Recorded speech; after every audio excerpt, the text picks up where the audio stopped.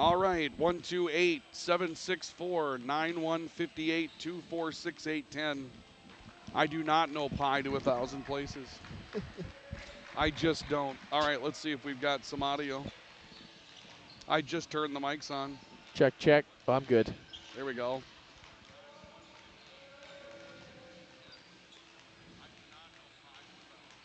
We're good. Perfect. Okay. All right, so I'm going to mute those again.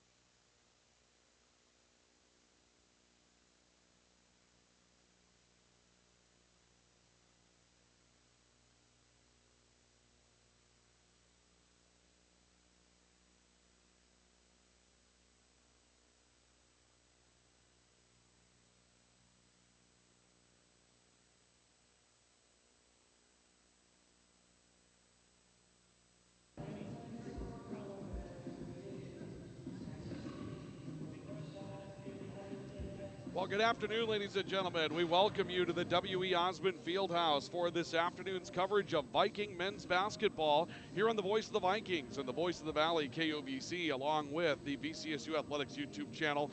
Video coverage available to you today at newsdakota.com. Ryan Cunningham, Jaden Babiak with you from the bubble. It's been a hot minute, and it's going to be another hot minute, and then it's going to be several hot minutes. We've got a raggedy schedule through the non-conference season before we get into conference basketball coming up.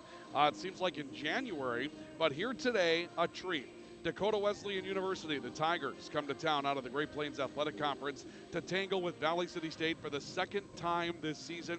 And the last time they went toe-to-toe, it was an absolute slugfest, you could say, in every extent of the word. Valley City State defeated the Tigers on the road at the Corn Palace 78-76. It was a 40-40 game at halftime. 4 Vikings in double figures that day, led by Agua Naiwesh, who comes up with 19 points in that matchup.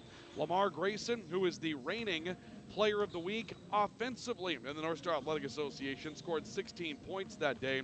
The Vikings got 7 rebounds from Agua Naiwesh as well. One of his best matchups, and Jaden Pacha off the bench, 9 points, 7 boards that day for the Vikings also. So a very, very good day for the Vikings on the road that day against a Dakota Wesleyan University team that comes in overall at 4-2. They're currently 1-1 in their Great Plains Athletic Conference schedule. The Vikings haven't played a conference game yet, but Jaden, they're 6-1, and the buzzword about this men's basketball team, one of the best starts they've been off to in over 20 years. There's a lot of excitement about this team on campus right now. Yeah, absolutely. And one of the games that's actually not on the website, at least a final score isn't listed, is that game against UMary where they actually beat them in the exhibition. So that's an NAIA team going down to a D2 facility and beating them on the road. Again, an exciting time for this basketball team. A great start at 6-1. Absolutely. So 6-1 at this point, but they're going to take on a team out of a conference that is traditionally very good. The Great Plains Athletic Conference produces a lot of very good men's basketball. And I've been to the Corn Palace just a couple of times with the Vikings. You don't go down there and win very often, so when you do pick up a W, you feel like you've got some really special things going on. This Viking men's basketball team is athletic, and they must be building some confidence right now. There's so many new faces in this group that you wondered how quickly they'd come together, but Jaden, you and I have seen them a couple of times, and they seem like for the little bit of time that they've been together, they're on the same page right now. Yeah, absolutely. And when you have a big roster turnover, you obviously worry about that. Is this team going to come together? Is this team going to gel? And so far from a 6-1 start, you definitely can see the signs that this is going to be a team that's tight, a team that's going to win together, that's going to love to be with each other.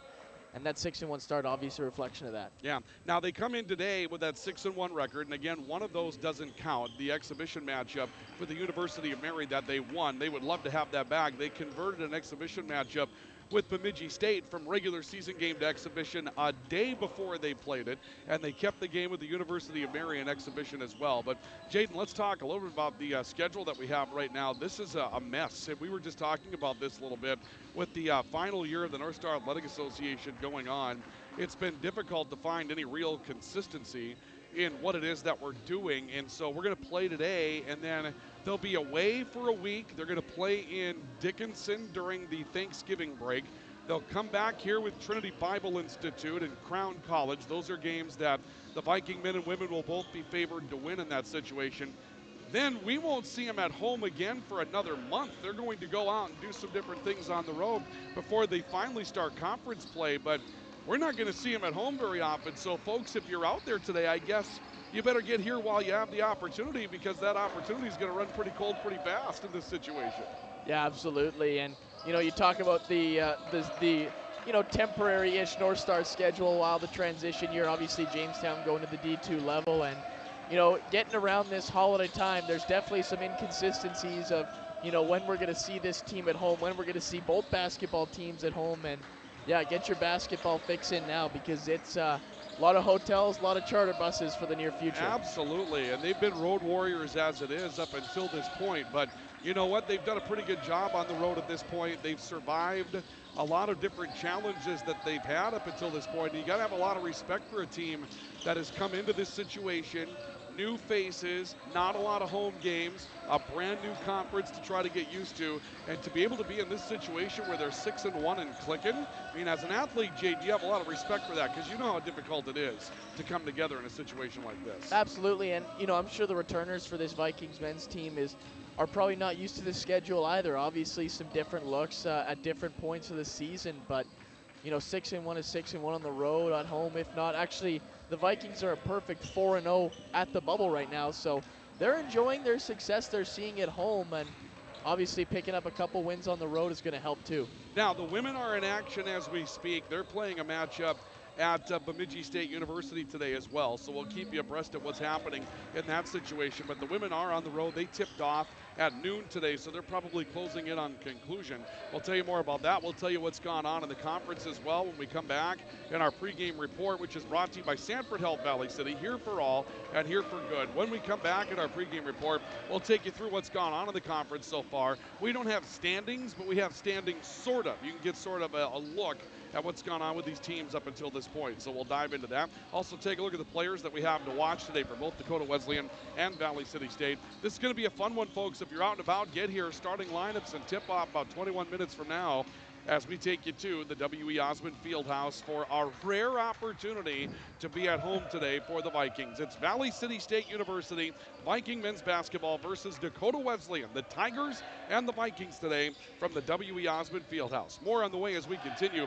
This is our coverage of Viking basketball on newsdakota.com with video coverage and on the Valley City State University Athletics YouTube channel, along with the voice of the Vikings and the voice of the Valley, KOVC. Looking for a college experience where you can get a degree and make a difference? Valley City State University is the top public regional college in North Dakota, as ranked by U.S. News & World Report.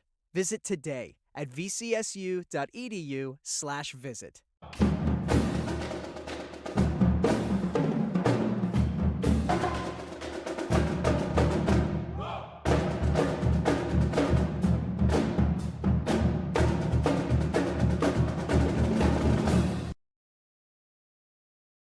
This is Dr. Amanda Heck, physical therapist with Mobility Plus Rehabilitation, with offices in Valley City, Lisbon, Gwinner, and Enderlin. Our mission is to provide exceptional physical and occupational therapy by highly skilled therapists to minimize pain and maximize mobility, which allows you to return to the quality of life you desire. From sports injuries to work-related injuries, neurological diagnosis, and pediatric development delays, we will evaluate and educate you on your condition, review treatment options, and create an effective treatment plan to solve your impairments based on your unique situation and needs. I invite you to call our offices at Mobility Plus today. Are you on the right financial path? Are all your financial professionals on the same page? At LaRue Laco Financial, you can be assured that your investment professional and tax professional are working together. Call Ryan LaRue or Chase Carpenter at 701-845-6938. Securities offered through LPL Financial, member FINRA, SIPC. Grotberg Electric believes in quality first, taking pride in the work and standing behind every project they do. They bring together the power, technology, and experience to keep your business online. The success of Grotberg Electric depends on three major ideals: the quality of their products, the commitment to their customers, and most of all, their customer service. Call Grotberg Electric today at 845-3010 or visit them online, grotbergelectric.com.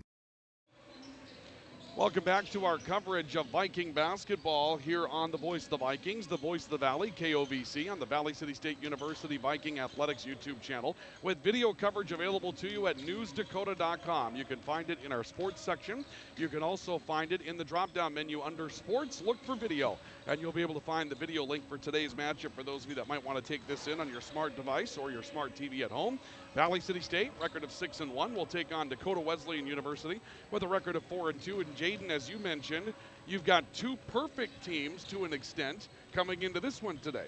Yeah, Valley City State obviously a perfect 4-0 at home right now, and Dakota Wesleyan, we're talking about the Vikings being road warriors. Well, so are the Tigers, a perfect 3-0 away from the Corn Palace, and so a bit of an unstoppable force meets immovable object situation here today at the bubble. And then throw in the fact that they played a 2-point game down in Mitchell, South Dakota not that long ago, and all of the recipe, all the ingredients are there in the recipe for what could be a very, very good basketball game coming up this afternoon. Let's take a look at where we're at as far as our standings are concerned inside the league with our drive for the title. And our drive for the title brought to you by Sanford Health Valley City. And here you can see where these teams are at right now. And like we mentioned, nobody's got a record, at least in the North Star Athletic Association. Now, for those of you that might be Tigers fans, obviously there's some standings for the Great Plains Athletic Conference. So while our fans take a look at the standings in the NSAA as far as overall record are concerned, just a quick look through the GPAC at this point.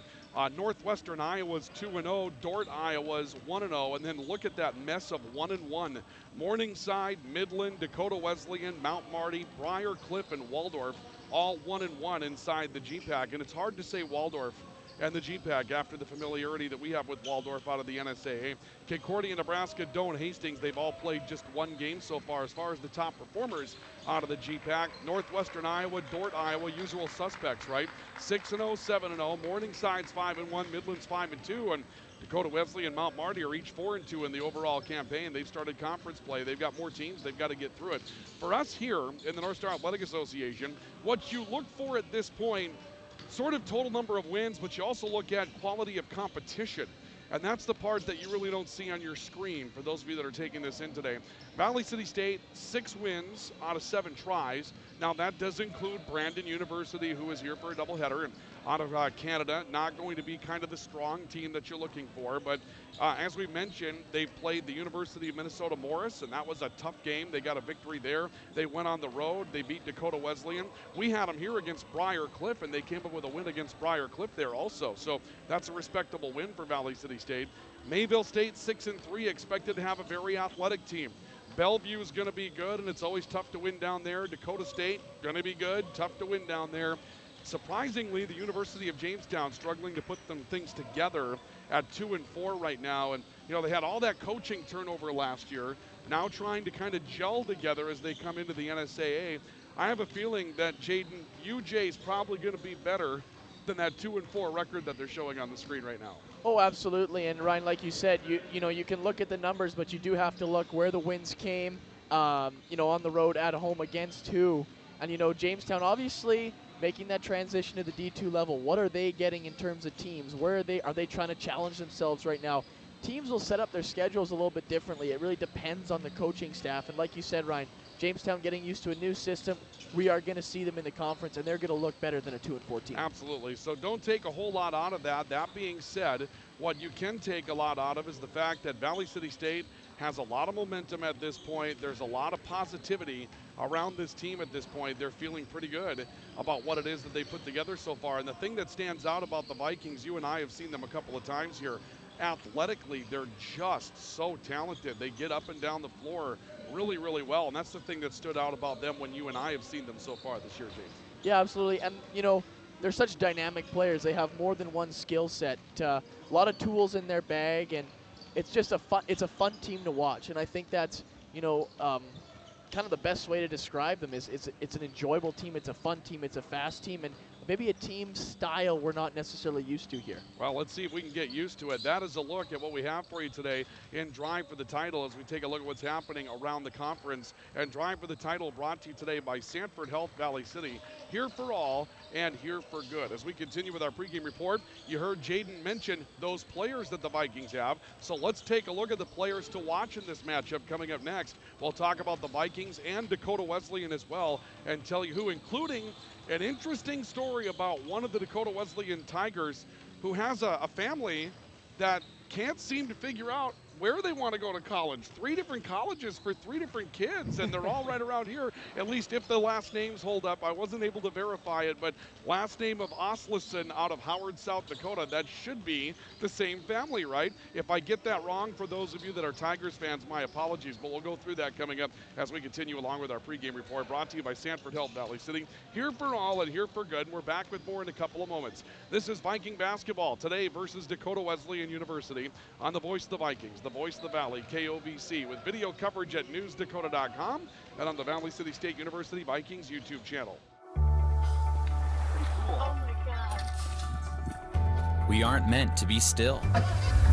And while you determine the direction you'll go, we're just here to help you along the way. So go. Go with experience. Go with teamwork. Go with neighbors. Go with integrity.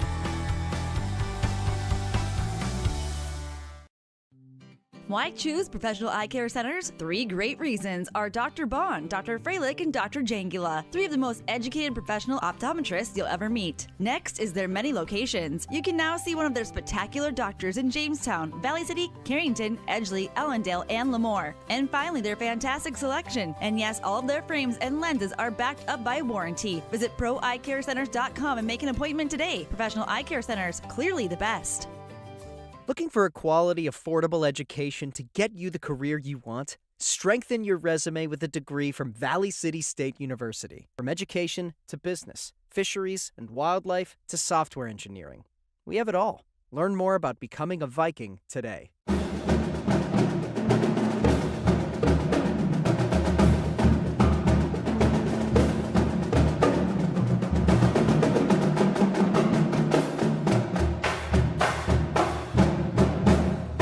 When you're craving the taste of juicy, flavorful, locally sourced beef and pork, look no further than your locally owned Valley Meat Supply. At Valley Meat Supply, we take pride in bringing you the finest cuts of beef and pork straight from local producers. So whether you're planning a mouth-watering barbecue or a cozy family meal, choose Valley Meat Supply for the highest quality, locally grown beef, pork, and award-winning jerky, sticks, and sausage. Valley Meat Supply, West Main, Valley City. Your taste buds will thank you.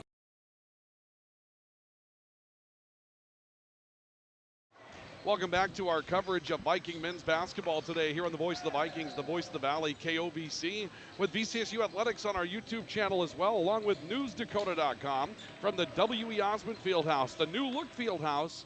Valley City State at 6-1, taking on Dakota Wesleyan University with a record of 4-2. The Vikings have a win over the Tigers by a 2-point margin, 78-76, about a week and a half, 2 weeks ago, down at the Corn Palace in Mitchell, South Dakota. Ryan Cunningham, Jaden Babiak with you today here from the W.E. Osmond Fieldhouse. As our pregame report continues, brought to you by Sanford Health Valley City, let's take a look at some of the players to watch in this matchup that we have today. First of all, for Valley City State University, and some exciting awards that came out this week for the Vikings. Lamar Grayson and Agua Naiwesh picking up Player of the Week honors this week in the North Star Athletic Association. Lamar Grayson has now won the Offensive Player of the Week award for the 2nd consecutive time, and you can see the season that he's having. 20.3 points per game on a team that is talented for Valley City State. Jaden, that's the thing that stands out about Lamar's numbers is every night we've seen someone different for the Vikings have a big night. For example, Agua Naiwesh in the first game against Dakota Wesleyan had 19.7 rebounds, and there's somebody in this lineup that seems to do that all the time, and yet there's Lamar Grayson in that kind of a lineup.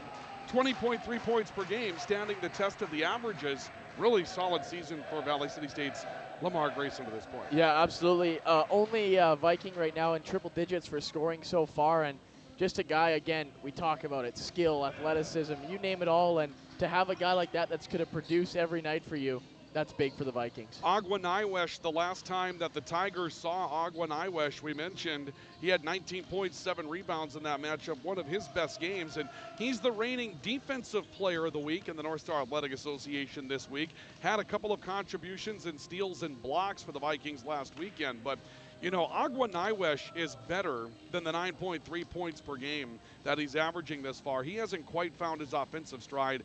He struggled a little bit with injury last year, and it almost seems like he's trying to gain that step back still. But he's got an explosive amount to him. And then Tyrell Krieger, that's one of the new faces for Valley City State, and he found his stride against Dakota Wesleyan University. 12 points, 4 rebounds against Dakota Wesleyan, and so far this season, a 13-point-per-game scorer from the point guard position. 3 dishes a game as well. He'd like to clean that part of it up, but in the long run, when your point guard can go to the basket, we've seen him take a defender down to the block and post up. We've seen him take the 3. There's a lot of tools in Tyrell Krieger's arsenal to try to push this to the next level as far as offense for the Vikings. Yeah, absolutely. He's another one of those athletic players that, you know, he's very, he has a good knowledge of the game. It's the kind of guy you want to be kind of running the offense through. And Tyrell Krieger leading the Vikings in minutes. He's on the floor a lot, so you're going to want him to to be smart and lead that offense for the Valley City State Vikings. Now let's take a look at the Dakota Wesleyan Tigers to watch tonight. And the story that we were talking about is on the left-hand side of your screen. Samuel Oslison for Dakota Wesleyan. Now, again, I didn't verify this, but I'm going to assume last name Oslison from Howard, South Dakota, has to be the same family. Samuel Oslison would have a sister that played at Dakota State in basketball, a sister that's playing for Valley City State as a freshman this year in basketball. Oh, and by the way, she's really good. The Vikings lost by 2 today to Bemidji State on the road, 3 to the Beavers on the road against the Division II team up in Bemidji, Minnesota. One of the reasons why they're having a great season is because they found that freshman out of Howard, South Dakota. And then here's Samuel Oslison playing for Dakota Wesleyan. So mom and dad kept 2 of them down there in central South Dakota so they could watch them. And then the youngest one flew the coop and said, hey, I'm headed north. I'm going to Valley City State. But what's it like to keep that straight as a family, you wonder? Yeah, I'm not sure. You know, yeah, I guess you're trying to get some coverage all over the map, all over the conference. I don't know the thought process behind that, but if it's a fit, it's a fit, I guess. Exactly. If it's a fit, a fit. And right now, Samuel Oslison, 13.3 points per game.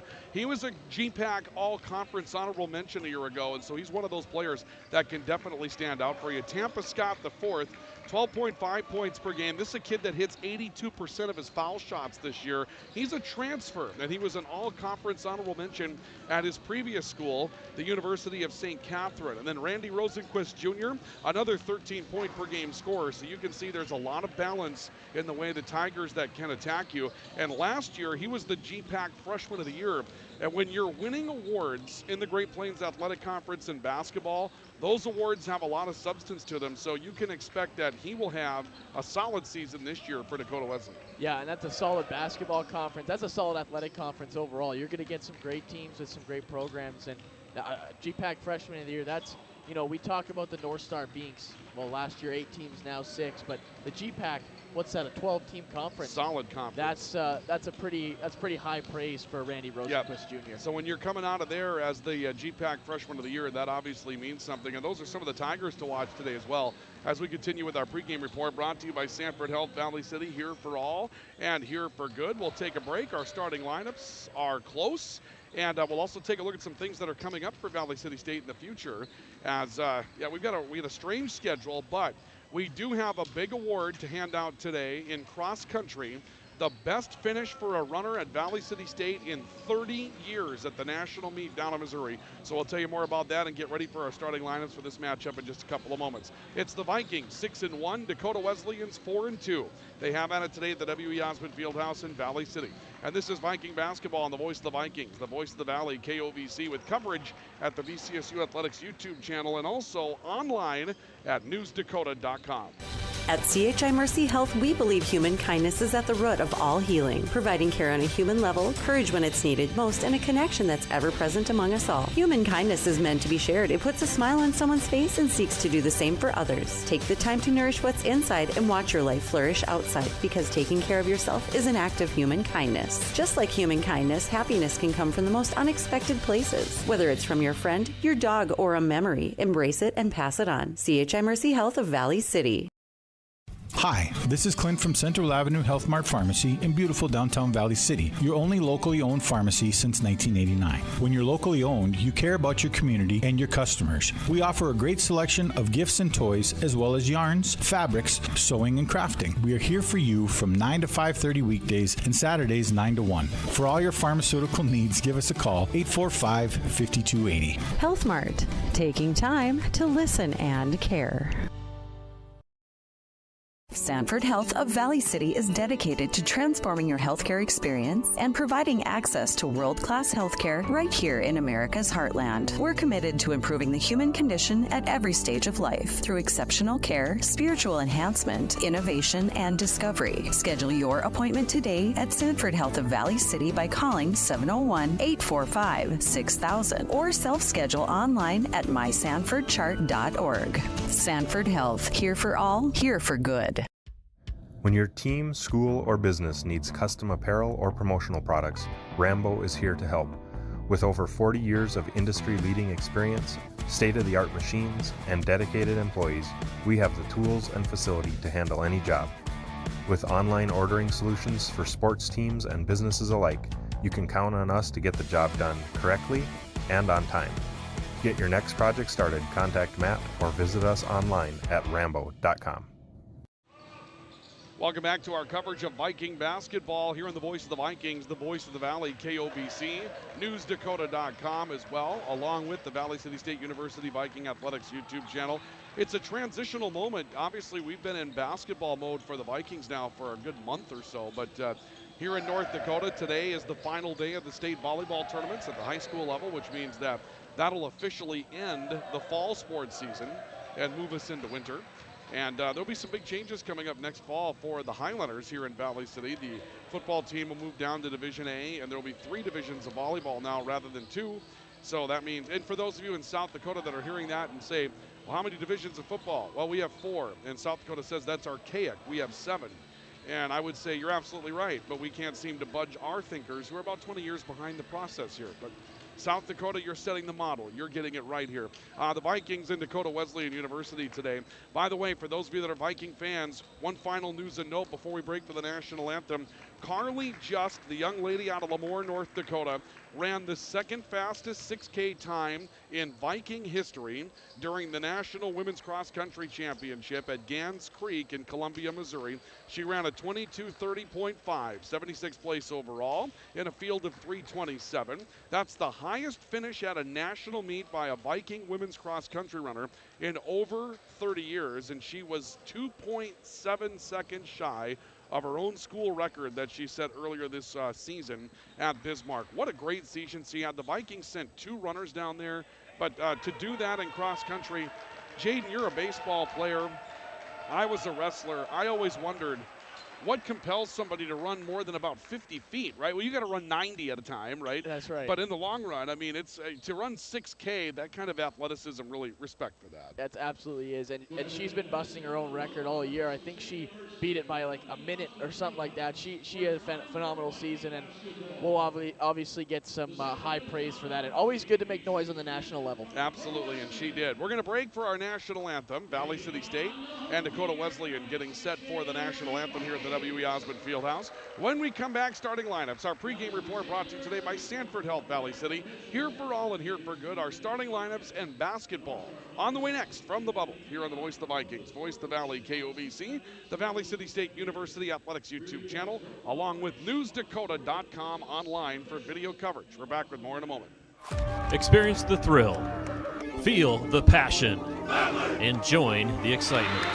Tickets on sale now at VCSUVikings.com. Lang hard to the basket with a 2-hand flush. He burst through it. He's to the end zone. Touchdown, Valley City State. Here's the game-winning shot. Does it go? Yes, it does! Nelson on the attack. Olin can't make the play. The Vikings sweep the Jimmy. Orthopedic pain is limiting. It's unpredictable. And when it disrupts the way you move, it disrupts the way you live. Life is better when you feel empowered to move the way you want, when you want. And that's where our experts come in. We're your guides to orthopedic and sports medicine treatment options that can manage your pain, rehab your injuries, and restore your confidence. Take back the freedom to move. Explore your orthopedic options at Sanford Health. Hey college students, are you looking for a part-time job that works around your schedule, pays well, and gives you free money for college every year? McDonald's offers all of it. We can work around your schedule, and we give $2,500 scholarships to everyone who works for 3 months and averages 15 hours per week. That's 2 full shifts a week or 3 shifts of 5 hours. It's that easy.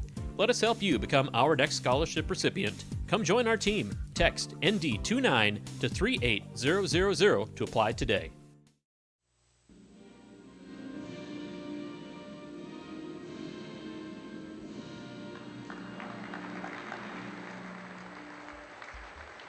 National anthem complete here at the W.E. Osmond Fieldhouse this afternoon. That'll do it for our pregame report today. Brought to you here by Sanford Health, Valley City.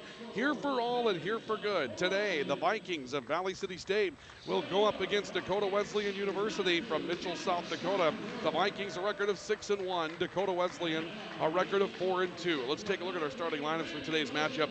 They're brought to you today by CHI Mercy Health. Hello, Human Kindness. The guards for Dakota Wesleyan will be Tampa Scott IV, the 5'10 senior from Mesa, Arizona, and Randy Rosenquist Jr., a 6' sophomore from North Sioux Falls, South Dakota. Third guard, Tyson Stevenson, a 6'2 freshman from Lake Norton, South Dakota.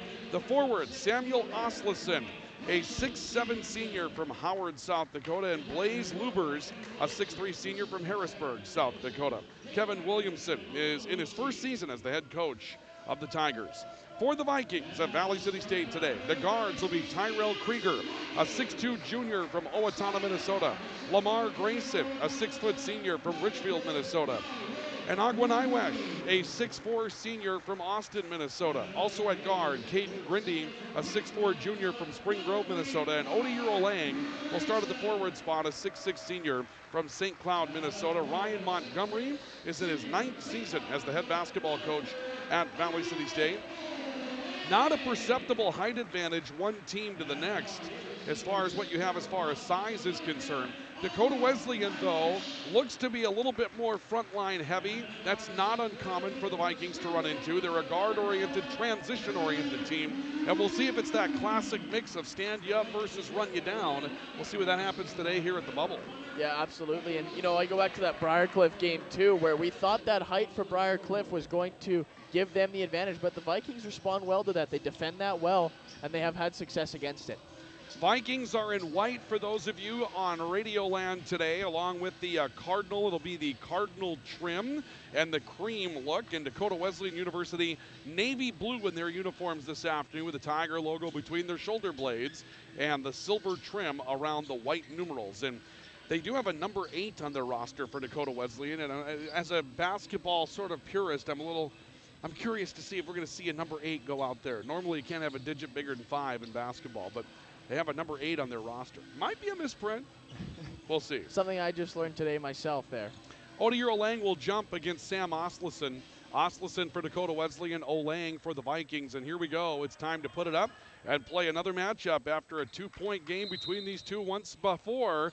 We'll see what happens again. The jump heavily contested, and it's picked up by Tampa Scott. And Scott will bring his team front court for Dakota Wesleyan. Flashing high is Oslison coming from a post position. He'll take it top of the key. Looks back to Tampa Scott, left wing. Vikings opening up player to player. Ball goes left wing to Blaze Lubers and back to the right corner. Randy Rosenquist, baseline move. Tries to kick it back out to the top. Open 3 for Lubers, rattles off, and Tyrell Krieger has the rebound for Valley City State. The Vikings want to push and push quickly.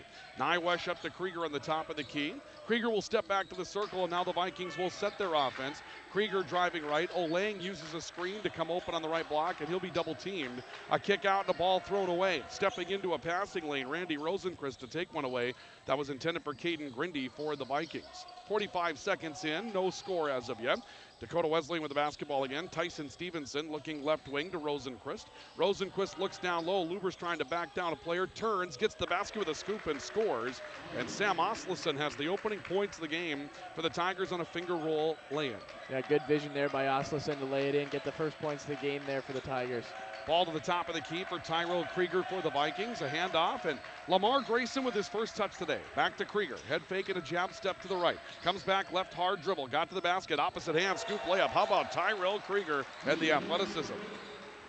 2-2 tie, a minute and a half into the matchup on our LaRue Laco Financial scoreboard here at the W.E. Osmond Fieldhouse. Oslison back into the front court, looking towards his left side of the floor. Grindy comes out to get him, player to player. A stop by Oslison, handoff to Rosenquist. He'll step left, screen and roll. Oslison inside, ball knocked loose on a collision, and the Vikings will take it back as Caden Grindy steps into it. I think Dakota Wesleyan wanted a blocking foul. They're not going to get it. Agwaniwesh on the top of the key for Valley City State. Handing off to Krieger, who will come off the right wing, steps back out towards the half line, and looks to redirect the offense for the Vikings. Olang faking the hand, drives his way to the foul line, turns it back to Lamar Grayson, shot clock 10 seconds. Grayson moving right off the dribble from 16, sticks a jumper, and the Vikings have the lead. And you know Lamar Grayson can create offense, and that's a great example of it right there. Finding some room for himself and hitting the shot. 4-2 Vikings, 2.5 minutes into the contest. Rosenquist handing off to the right side for Stevenson, who gets it back from Osleson, drives and scores. We'll see a timeout taken by Valley City State as Stevenson ties the game at 4. We have a timeout for Mobility Plus Rehabilitation on the LaRue Laco Financial scoreboard. 4 apiece, 2.5 minutes in. We're back with more in a moment. Stay with us. Looking for a college experience where you can get a degree and make a difference? Valley City State University is the top public regional college in North Dakota, as ranked by U.S. News and World Report. Visit today at vcsu.edu/visit.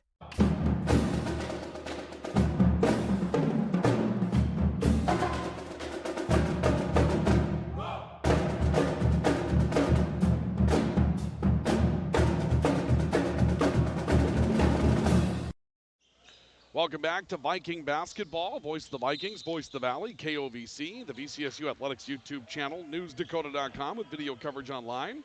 Ryan Cunningham, Jaden Babiak with you from the W.E. Osmond Fieldhouse. Tyrell Krieger into the front court for the Vikings of the basketball. They are tied with Dakota Wesleyan at 4 apiece after a Viking timeout. Odierro laying high, holding the basketball, takes it hard to the baseline, looks inside for Agwin Iwesh. We'll see the first foul of the game. Tampa Scott, the fourth, was beaten as the Vikings go hard to the baseline with some size. This will put Agwin Iwesh on the foul line. The Vikings going to go to the bench for the first time today. Yeah, when you're aggressive in the paint there as the Vikings were, you're going to get those calls eventually. And Agwin Iwesh here had 19 points in the last matchup. He's going to miss that first one there. Comes up empty off the heel on his first foul shot. The Vikings have shot foul shots rather well throughout the year. Genesis Kemp will find his way into the game for the first time, replacing Caden Grindy in the lineup. Kemp, a junior, 6'6" forward from Grand Rapids, Michigan, one of the new faces on this Viking team. Iwesh knocks down the back end of the foul shooting, and the Vikings take the lead by a score of 5-4. Rosenquist up front for Dakota Wesleyan, and we'll see a hand to Tampa Scott the fourth, who's been the point guard throughout. Rosenquist, bounce pass in, looking for Blaze Lubers, a turn, shot altered on the way to the basket. It's on the floor and a loose basketball and a foul coming up. Olang, Grayson both reaching over. Tigers looking for the loose basketball. They're going to get Odierro Olang for his first foul today.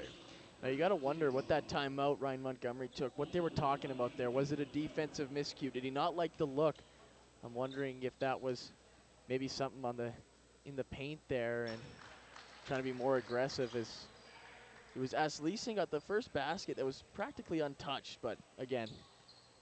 They've done some things getting the basketball about 10 feet away from the basket and then going to the basket instead of the long post entry pass. They found a way to sort of create some switching and break down with some screens inside. Lubers knocks down both ends. Dakota Wesleyan has the lead by a score of 6-5. Early in the matchup, a little better than 3 minutes in. Odierro Olang on the top of the key. A stop, a look to Krieger in the right corner. He'll take a left-handed dribble to the lane, a step back along the foul line. Olang, right block, looking, jabbing, spinning, turning, blocking, pulling up with a hook shot and coming up short. And the rebound underneath the Rosenquist for Dakota Wesleyan. Tigers back up front, long pass to the right sideline. A look off that sideline for Blaze Lubers and back to Tyson Scott the fourth. Scott taking a look towards the left. He'll bounce to Sam Osleson, who's had a couple of touches so far and shown us he's very crafty with the basketball inside. Rosenquist back to Osleson. Little give and go. Osleson scores. 4 points for Sam Osleson. Again, finding his spot inside, and that little 2-on-2 game has been effective for Dakota Wesleyan today, isolating half the floor, taking some of the team concept of the Vikings defensively away. Olang off the right elbow to Agwin Iwesh. Pull up three in rhythm, but missed it off the heel. Rosenquist the rebound, and Dakota Wesleyan can stretch their lead to 2 possessions, but Agwin Iwesh runs down a basketball and takes it away. Steal by the Vikings. Lamar Grayson trying to go quickly. Got hit by a triple team on the baseline, and it's stripped by Rosenquist. Wesleyan matches turnover for turnover, and the Tigers are back into the front court. Lubers looking to the right side for Tyson Stevenson, and now they'll hand it off to Tampa Scott. Scott getting a screen, a stop, looking left side. Lubers pump fake on the 3. Back to the center of the floor for Scott with the shot clock approaching 10. Wesleyan will set their offense. Right side, Stevenson looking in. Lubers defended hard on the baseline. Ball was knocked loose. He somehow scooped it up, but a travel. coming up before he can lay it over the front of the rim. What's concerning there, however, Jaden, is that the Vikings had 3 defenders there, and somehow Osleson found his way through all 3. They're having a hard time containing him right now. Yeah, they're getting beat down low a little bit here, the Vikings are. And again, I said they match up well against height, and then they just got to make that adjustment, and right now they're not doing that. Vikings make a couple of changes. We'll see Jaden Pacha and Shahid Muhammad for the first time today. Ball quickly into Olang, who goes up against Osleson and misses a fall away. Osleson comes up with a rebound. Shahid Muhammad, 6-foot senior out of Arden Hills, Michigan. His first time on the floor. And Jaden Pacha, who picks up a foul. 6'5" senior from Houston, Texas, pressuring the basketball. Coming back from the Tigers. The Tigers will inbound in the front court, and now we'll see Ladarius Stanfield for the first time also. 6'6" senior from Sacramento, California for his first action. 14:53 to play, opening half. Vikings down by 3 to Dakota Wesleyan, 8-5 on your LaRue Laco Financial scoreboard. Stop top of the key. Stevenson coming back for the basketball for the Tigers to Rosenquist on the right wing. He'll take the dribble towards the baseline. Hard crossover against Grindy. Got stopped on the elbow. Pulls up from 10 feet. Trickles around and won't fall. Stanfield scoops the rebound and wants the break. He'll find Grindy on the release pass. Tyrell Krieger may have walked. He'll get away with it. Pacha crossover. Got the baseline reverse and he missed it. Boy, the Vikings have been close on a handful of possessions inside and come up empty. Tampa Scott, front court for the Tigers. Step up to the top of the key, looks back to Lubers. Rosenquist into the corner for Stevenson. Back to Rosenquist on the top of the key. 15 seconds left on the shot clock. Back to Lubers on the left wing. They want Osleson, who's one-on-one with Patch on the inside. Osleson backing in, turning, pulls up right in front of the rim. Missed the shot. Patcha had the rebound, couldn't hold it. Then steals a pass intended to save the rebound and pulls up into a 3-on-1 for the Vikings. Krieger to the basket will score. That was anything but pretty, Jaden, but it worked. Yeah, broken play, but the Vikings will take it. Offense has been at a premium so far in the first 6 and change of this one.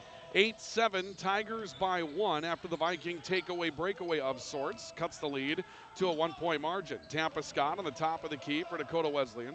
Looking left, Osleson will set a screen against Krieger. Switch, Stanfield on Scott, take to the basket. Scott wins the battle.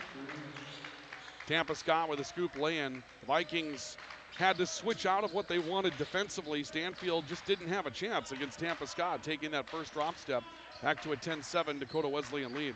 Stanfield top of the key. Shahid Muhammad off to Pacha. Now Krieger rotating from the block. Kicks it out left wing. Grindy pulls up for 3 out of the corner and hits it. The Vikings have their first triple, and that will tie the game. 7 minutes in, this has every bit the thought process of the first game, although both teams scored 40 points in the opening half of that one. It seems like the adjustments defensively have begun to win the day early. And so we're still seeing tight basketball, just a little bit more defensive-minded. Osleson in on Patch on the left block. 2 pivots, fall away, hook shot, trickles, won't fall, rebound, scramble. Tyrell Krieger wins it after it was freed by Caden Grindy on a slap. Krieger turns it back to the top. Stanfield took a long look at a 3-point shot. Hands to Jaden Pacha, who bluffs on one and then explodes down the heart of the lane to score on the high bank shot. Jaden Pacha with his first 2 today. That's a nice take to the basket for Jaden Pacha. And the Vikings have a 12-10 lead. Lubers left side, Rosenquist in rhythm for 3. Trickles off. Pacha the rebound. The Vikings look back up the floor. Muhammad on the left side, a stop, comes up to the elbow. Now wants a 3 from the top. That trickles around and nobody home for the rebound. Lubers will take it down for Dakota Wesleyan.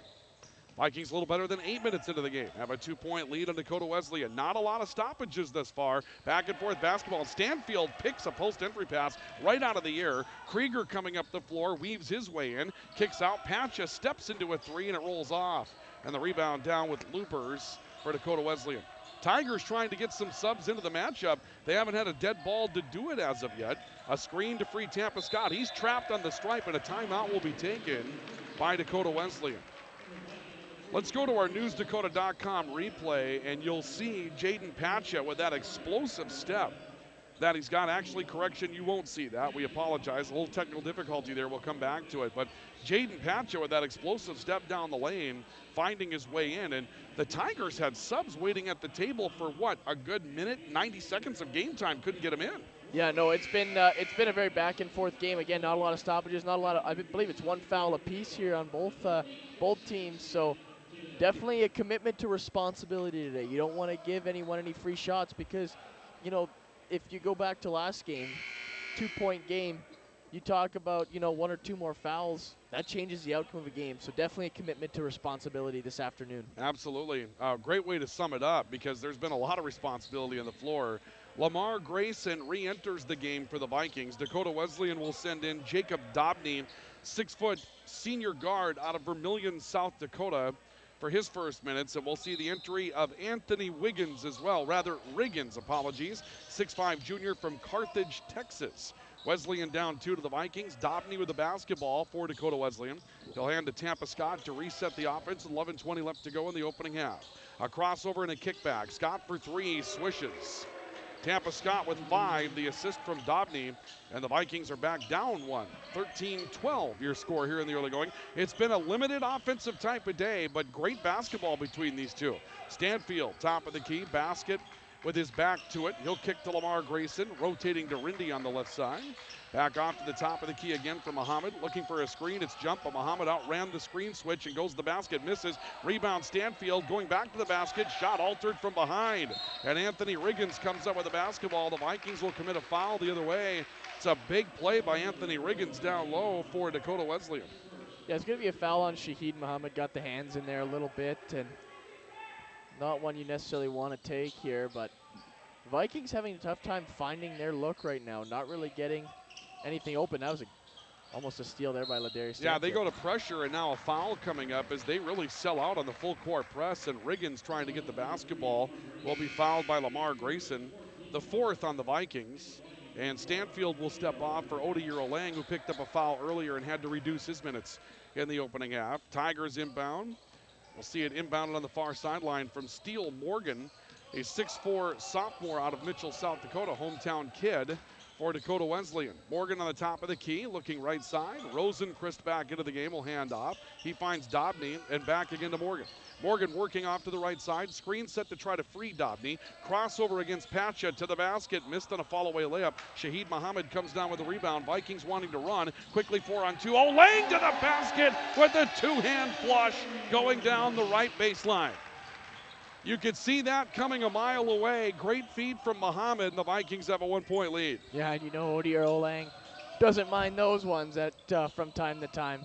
He'll take that, absolutely. And the Vikings with a 1-point lead now, 14-13. Another post-entry pass intended for Morgan. Shahid Muhammad off the backside just scooped it away from Morgan to force a turnover. And here come the Vikings into the front court. Grayson picking up a loose basketball. A stop by Lamar. He'll work to Jaden Pacha. Quickly into Olang, who draws a crowd defensively. He'll kick to Muhammad, who's left alone. Muhammad left it short, and it's pulled off the rim by Anthony Riggins for Dakota Wesleyan. Had the look of a 3 that was going to change a little bit of the tempo in the matchup. Instead, Wesleyan back up the floor. Morgan has a shot blocked inside. Jaden Pacha getting up and making something happen again. Grindy back the other direction for the Vikings. He'll send it back off to the top, and Muhammad, and now a ball poked away from Lamar Grayson. Rosenquist will come up with the takeaway. No look dish. Morgan to the glass. Had that one blocked at a late whistle. Jaden Pacha going to be called for a foul coming back in to alter the shot. Well, we'll take a look at Jaden Pacha here on the NewsDakota.com replay. You'll see what he can do as far as his athleticism to get back and challenge a shot when it looked like things were going to get away from him as we go to our media timeout. But here you'll see the look inside, and Jaden Pacha just hard coming back defensively to get to that shot and alter it on the NewsDakota.com replay. And now we have our media stoppage, a timeout for Mobility Plus Rehabilitation. On the LaRue Laco Financial scoreboard, it's the Vikings 14, the Tigers 13. This is Viking Basketball, NewsDakota.com, the VCSU Athletics YouTube channel, and on the Voice of the Vikings and the Voice of the Valley, KOBC. Are you on the right financial path? Are all your financial professionals on the same page? At LaRue Laco Financial, you can be assured that your investment professional and tax professional are working together. Call Ryan LaRue or Chase Carpenter at 701-845-6938. Securities offered through LPL Financial, member FINRA, SIPC. Grotberg Electric believes in quality first, taking pride in the work and standing behind every project they do. They bring together the power, technology, and experience to keep your business online. The success of Grotberg Electric depends on three major ideals: the quality of their products, the commitment to their customers, and most of all, their customer service. Call Grotberg Electric today at 845-3010 or visit them online, grotbergelectric.com. Welcome back to Viking men's basketball here on the Voice of the Voice of the Vikings, Voice of the Valley, KOVC, the VCSU Athletics YouTube channel, and newsdakota.com with your online video coverage. Ryan Cunningham, Jaden Babiak with you here today. Vikings leading the Tigers 14-13 in a lethargic offensive game, and here's why. The Vikings shooting 40%, and that's come up lately after a couple of made shots. Dakota Wesleyan shooting 38.5% for the game, so both teams 40 or below, and that's going to be well below the pace in the 78-76 game that they had once before. Yeah, absolutely. You're going to want to pick that up if you're both teams here. We'll see a foul shot to get things started out of the media timeout. That'll be made by Jacob Dobney, one of the recent additions to the game for Dakota Wesleyan. His first foul shot is good, and that will tie things up at 14 apiece. And we'll see a second foul shot to follow. Yeah, Ryan, we're on pace to have that 40-40 tie in the last game. Probably about slashed in half here at the bubble in this matchup. Offense is definitely at a premium today. Second foul shot won't fall. Caden Grindy comes down with the rebound, and Valley City stayed up the floor, tied up at 14 with Dakota Wesleyan. Muhammad looking to Grindy into Odeir Olang. Olang backing in, kicking out. Grindy an open look for three off the front of the rim. Rebound to steal Morgan inside for Dakota Wesleyan. Still tied, 8:40 to play in the opening half of basketball. We'll see Tampa Scott stepping into the front court for Dakota Wesleyan. Two screens set to free him. Back into the game is Samuel Oslison, who moves inside on Odeir Olang, and those two have been matched up aggressively throughout. Oslison gets the basketball he wants in the post entry, left one weakly across the paint, a turn and a kick out, and Tampa Scott deep three that's off the heel of the rim. Rebound comes down to Odeir Olang, quick release pass. He'll kick to Muhammad, off to the right wing for Agua Naiwesh. Head fake, moves in underneath, Grindy slashing baseline, turnaround fall away, rattles out. And Sam Oslison with a rebound for Dakota Wesleyan.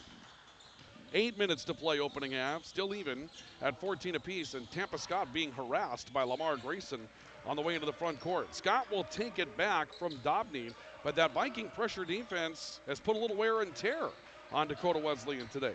Morgan top of the key for the Tigers, working right side, handing to Tampa Scott. Left wing Dobney takes a look underneath that. Morgan's in there, but they can't find him. Scott dribbling left, shot clock 2, shot clock 1. Spin, got it away, drew the rim, but did not get anything else. Odeir's loose. Odeir again, two hands over the front of the rim for Odeir Olang, his fourth of the game. It can happen that quickly for Odeir Olang. That's his second flush of the day, and the Vikings go all-out transition basketball to crack the tie and take a 2-point lead. Oslison right elbow to Tampa Scott on the top of the key. A look by Scott and a kick out. Three on the way from the left wing is no good. We got a foul. The three was missed by Ethan Detterman, a 6'3 sophomore from Harrisburg, South Dakota. But on the rebound, Shahid Muhammad's going to be hit for his second foul. Yeah, Shahid Muhammad was on a slice in there in the paint, and obviously the Tigers have been looking for him. He's a big part of that offense, a lot of height, and that's a bit of a height mismatch for Muhammad, so got a little too physical there and going to draw the foul. Long conversation going on here between Ryan Montgomery and the official that called the foul on Shahid Muhammad. Coach Montgomery unhappy about something that took place on that foul. Detterman with the basketball for Dakota Wesleyan on the inbounds play. Rosenquist off the right side. Back door, they've got Oslison open to the basket for the lay-in. Sam Oslison with 6. He's been difficult to bottle up for the Vikings today. They've done a good defensive job against him, however. They've limited the Tigers to only 16 points. Olang inside, turn following, missing off the heel of the rim. Rebound to Rosenquist. The problem for the Vikings is they've missed a lot of shots like that. They make half of those shots that they've missed underneath today. You're probably looking at an 8-10 point lead at this point. Absolutely. Instead, the game is tied. Dobney on the top of the key for Wesleyan. Stepping his way towards the right, finds Oslison out on the top, defended by Agwin Iwesh. Oslison stepping left, hands off top of the key. Rosenquist again off a jab step. Detterman looking inside, trying to find Morgan. Correction, new secondary post players, Looper's back in the game. Oslison confronted by Grindy and a foul coming up against Caden Grindy on the body. That's a smart play there by Oslison. He kind of initiated contact. Shot clock was down to 1, and Ryan Montgomery again. Definitely going to have a discussion about this call. And here's why. If you take a look at the scoreboard, the Vikings have 7 fouls. Dakota Wesleyan has 1. Yes. And there have been enough missed shots underneath the basket to where the Vikings would think some contact has affected that inside. Absolutely. First foul shot for Sam Oslison is on the way. It's good. And Oslison now scores his 7th of the game. Let's go back to our newsdakota.com replay. Take a look at Odeir Olang getting open on the floor. You can see how quickly this happens. High bank shot. Grindy the outlet pass. Olang's all by himself to the dunk with an easy two-hand flush for Odeir. It's easy to get up at that point for Odeir Olang. But both foul shots are good for Sam Oslison. And it's 18-16. The Tigers take a 2-point lead with 6 minutes to go in the opening half. Krieger rotating right, spin, hard take against Rosenquist, drew the foul, and will go to the line. And I think that's the response you're going to get from Ryan Montgomery at that point. It's like, okay, we've got to do something to see if those fouls will be called in our favor. You guys need to go to the basket more often. Krieger responds. Absolutely, get more aggressive. And as you're showing that Odeir Olang highlight, he was sneaking into Tiger territory, I think, looking for it again, but they picked up on it this time. Tyrell Krieger knocks down the front end. Krieger with 5. Been a welcome addition to the Vikings and had a nice night against Dakota Wesleyan the first time around down in Mitchell with a 13-point performance there. Second foul shot's good. Tyrell Krieger, 2 of 2 from the foul line. The Vikings 3 of 4 from the stripe today. 5 of 6 so far this afternoon for Dakota Wesleyan. 18 apiece. 18 all. 5:45 to play opening half. Oslison to the front court for the Tigers. Back to Rosenquist on the top of the key. He'll step out towards the circle. Takes a look toward his right, looking for a screen now. Goes back to his left and found a step to the basket, but came up empty on the take, and Agwin Iwesh will be fouled. Going back the other way, and that may be another foul against Sam Oslison. Well, I guess you can say that that long conversation that Ryan Montgomery had with the officials is starting to pay some dividends. 2 very quick fouls against really what we've seen as the heart and soul of Dakota Wesleyan's offense today. Absolutely, and that's the gamesmanship. That's what goes into it, Ryan. You got to lobby for your side, and yeah, a couple fouls now for the Vikings. Obviously, the referee's taking note of what Montgomery is saying, whether they think so or not. Tyrell Krieger a take, lost the ball, found Stanfield. Look at that spin move to the basket. That's an unbelievable play, not Stanfield, but rather Lamar Grayson, just breaking down the defense himself. Jaden, you talked about his ability to create offense on his own. It's hard to defend that kind of athleticism. Oh, absolutely, and I think he was looking for the and one there too. His arms were up after the basket, but I think he'll definitely take the 2. Lead is 2 for the Vikings at 20-18. A turn towards the corner. Ball taken up on the near side by Detterman, who will drive into the lane and drew a foul from Caden Grindy. They'll say not on the shot. Caden Grindy will pick up his second personal foul. Another look at that take by Lamar Grayson on the newsdakota.com replay. Watch what he's able to do here. Ball deflected. Tyrell Krieger saves it, and here's Lamar from the right wing. Spin move, went back to his left hand. Just confronts most of the team in that situation and comes up big. And the Vikings at that point took a 2-point lead that will now be challenged by Ethan Detterman at the foul line for the Tigers. And his first is good. This is the penalty for the Vikings. 1 for 1, or I should say rather for the Tigers, the 1-for-1 penalty. One more foul to give for the Vikings, and it will be the double for the remainder of the opening half. Second foul shot for Detterman ties the game. 2 of 2 for Ethan Detterman. We're even at 20 apiece with 4:45 to play. The opening half of basketball. Krieger into the front court, defended by Rosenquist. Player to player basically the entire way. Genesis Kemp back into the matchup for the Vikings out in the perimeter. Lamar Grayson, couple of crossovers. Kemp open, deep 3-point shot on the way, left it short. Rosenquist comes down with a rebound. He'll turn it back to the near side for Jacob Dobney, and here comes Dakota Wesleyan looking to once again take the lead in the matchup. Dobney in the circle, looks for some direction from the sideline from first-year head coach Kevin Williamson, and hands it off to the right corner for Blaze Lubers. A stop back to Dobney, and a screen that just knocked Stanfield off his spot, or correction, knocked Lamar Grayson off his spot. A take to the basket comes up empty. Aguanaiwesh with the rebound.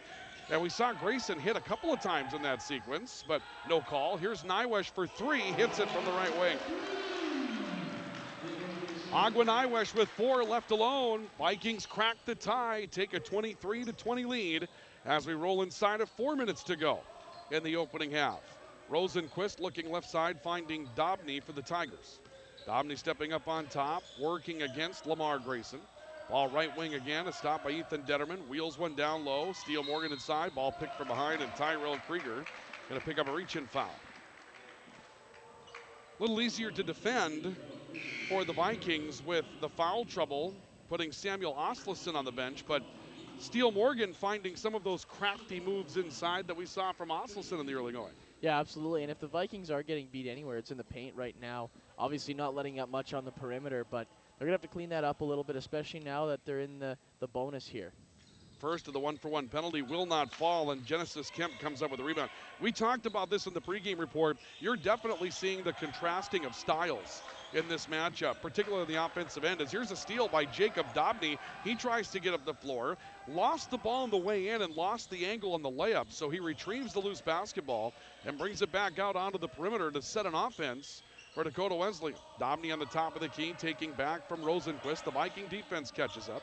Dobney a stop, back to Rosenquist, top of the key. Shot clock, 10 seconds. Lubers pump fake. Drew Kemp pulls up from 10 feet, missing, and Kemp with an aggressive rebound, and Lubers undercut it. That'll stop the clock with 3:02 to go, and Genesis Kemp injured, looking to get up. But we talked about this a bit, Jaden, and you've seen it from Dakota Wesleyan. Their game is inside. They haven't even taken a lot of three-point shots. Their game is to get into a matchup where they stand you up and create space, screens and movement to try to open up the area underneath the basket. The Vikings all-out transition game today. It really has been two completely different styles of basketball. Absolutely, and that, kind of goes with the structure of the team. Maybe that little bit of height advantages. Let me move the camera for the viewers at home here. That little bit more of a height advantage for Dakota Wesleyan is kind of where they're getting more into the paint here. Odier Olayang out of the high-low with Genesis Kemp. Olayang will turn it back to Kemp, left corner, catch and shoot three. That's off the front of the rim. Naiwesh undercut, and we'll see who's got this foul. It appears that it's going to go against Anthony Riggins of Dakota Wesleyan. The two officials confer as Naiwesh was in the air, and Riggins will be called for his first personal foul. That will be number 5 on Dakota Wesleyan, to the great dismay of head coach Kevin Williamson of Dakota Wesleyan. He thought that Naiwesh did not have position and was on the back of Riggins, but Riggins ends up taking the ticket. Shahid Muhammad catch and shoot off the inbounds pass and then end up hitting the side of the backboard. Rosenquist with a pinball rebound. 3-on-2 the other way for the Tigers. Morgan inside, goes underneath for the reverse layup and scores. First two for Steele Morgan, and the Viking lead is cut to 23-22, a 1-point edge on the LaRue Laco Financial scoreboard with 2:20 to play in the opening half of basketball. Olayang on top, working right, kicking to Shahid Muhammad. Then sets the screen. Muhammad driving, drew a foul. Got underneath Steele Morgan. And I guess the Vikings are going to be happy to make the officials call the fouls down there. It really turned into that kind of a game all of a sudden. Yeah, absolutely. And, you have to adapt with, the dynamic of the game. And Ryan, I'm going to tell you this. I think Genesis Kemp is still a little shaken up after that injury. He's definitely feeling something right now, and obviously trying to stay on the court, probably try and walk it off, run it off, but definitely something that we should keep an eye on here. And obviously one of those new players for the Vikings that's so athletic, such a tall presence on the court there. Favoring something, having a bit of an issue, and Tyrell Krieger is going to go to the bench to come back into the game. Muhammad ends up missing the second foul shot, came up with the first, and ball ends up out of bounds off of the Vikings. Quick numbers look here. Here's why the scoring is very different than the first time around. Valley City State, 37.5% from the field. Dakota Wesleyan, 33.5% from the field. The Vikings, 2 of 10 from the three-point line. Dakota Wesleyan's taking only 5 three-point shots, made 1. Both teams shooting 20% from the three-point line. Those are just not numbers that make for a big offensive game. 24-22, Vikings by 2 in the final 2 minutes of the opening half. This was a throttle wide open 40-40 at the end of the opening half in Mitchell. Ball top of the key, drive on the way by Tampa Scott. He'll bank one in. 7 points for Tampa Scott and 8 for Samuel Oslison. That means, of course, the rest of the team just 9 for Dakota Wesleyan. Shahid Muhammad driving up the floor. Nywesh, right corner, working baseline. Reverses top of the key. Odier wants a 3 and has it. Odier Olang with his 7th. That's your 6'6" postman stepping out, hitting the 3 and creating a mismatch. Vikings back up 3, 27-24. Nywesh disrupts a basketball that will roll back into the Wesleyan backcourt. And this is going to be Dakota Wesleyan basketball. Now the officials are going to get together, and I think the Vikings are asking for a 10-second violation. They're going to say the Vikings are suggesting that it was a tip, not a control by Agua Nywesh, and this is going to be a very interesting call. If Nywesh got possession and threw it back inbounds, then you should have reset the shot clock, obviously. If Nywesh didn't have possession, then Dakota Wesleyan has probably violated the 10-second rule. Well, and that changes a little bit going in. 1 minute and change left in this half, and obviously neither team really able to build a cushion off of a lead they obtain, and obviously with the Vikings getting possession, I think they looked like they're going to give it back to Dakota State. Well, they're going to set the shot clock to 21 seconds. So I'm not sure if that means Dakota Wesleyan has a fresh 10, probably does. I'm not sure why they would reset the shot clock in that situation, but they reset the shot clock, so the officials have talked it over, and I think Dakota Wesleyan's going to call for timeout. They're going to take a stoppage. So Dakota Wesleyan will call for a stoppage with 1:15 to play opening half. We'll have a timeout for Mobility Plus Rehabilitation. On the LaRue Laco Financial scoreboard, it's the Vikings 27 and the Tigers 24. We're back with more in a moment. This is our coverage of Viking basketball on the VCSU Athletics YouTube channel, newsdakota.com, and the voice of the Vikings, the voice of the Valley, KOVC. We aren't meant to be still. And while you determine the direction you'll go, we're just here to help you along the way. So go. Go with experience. Go with teamwork. Go with neighbors. Go with integrity. Why choose professional eye care centers? 3 great reasons are Dr. Bond, Dr. Freilich, and Dr. Jangula, 3 of the most educated professional optometrists you'll ever meet. Next is their many locations. You can now see one of their spectacular doctors in Jamestown, Valley City, Carrington, Edgeley, Ellendale, and Lemoore. And finally, their fantastic selection. And yes, all of their frames and lenses are backed up by warranty. Visit proeyecarecenters.com and make an appointment today. Professional eye care centers, clearly the best. Coming up at halftime, we'll take a look at a few of the highlights from the opening half for the Vikings with our halftime report brought to you by Rambo. We're in the business of making you look good at Rambo. I see there are some fans across the way that have pulled out the whiteboard. Now that's interesting. That's a time-honored tradition in North Dakota basketball where you write messages back and forth to each other on the whiteboard. And sometimes those messages aren't that friendly, although they look friendly over there.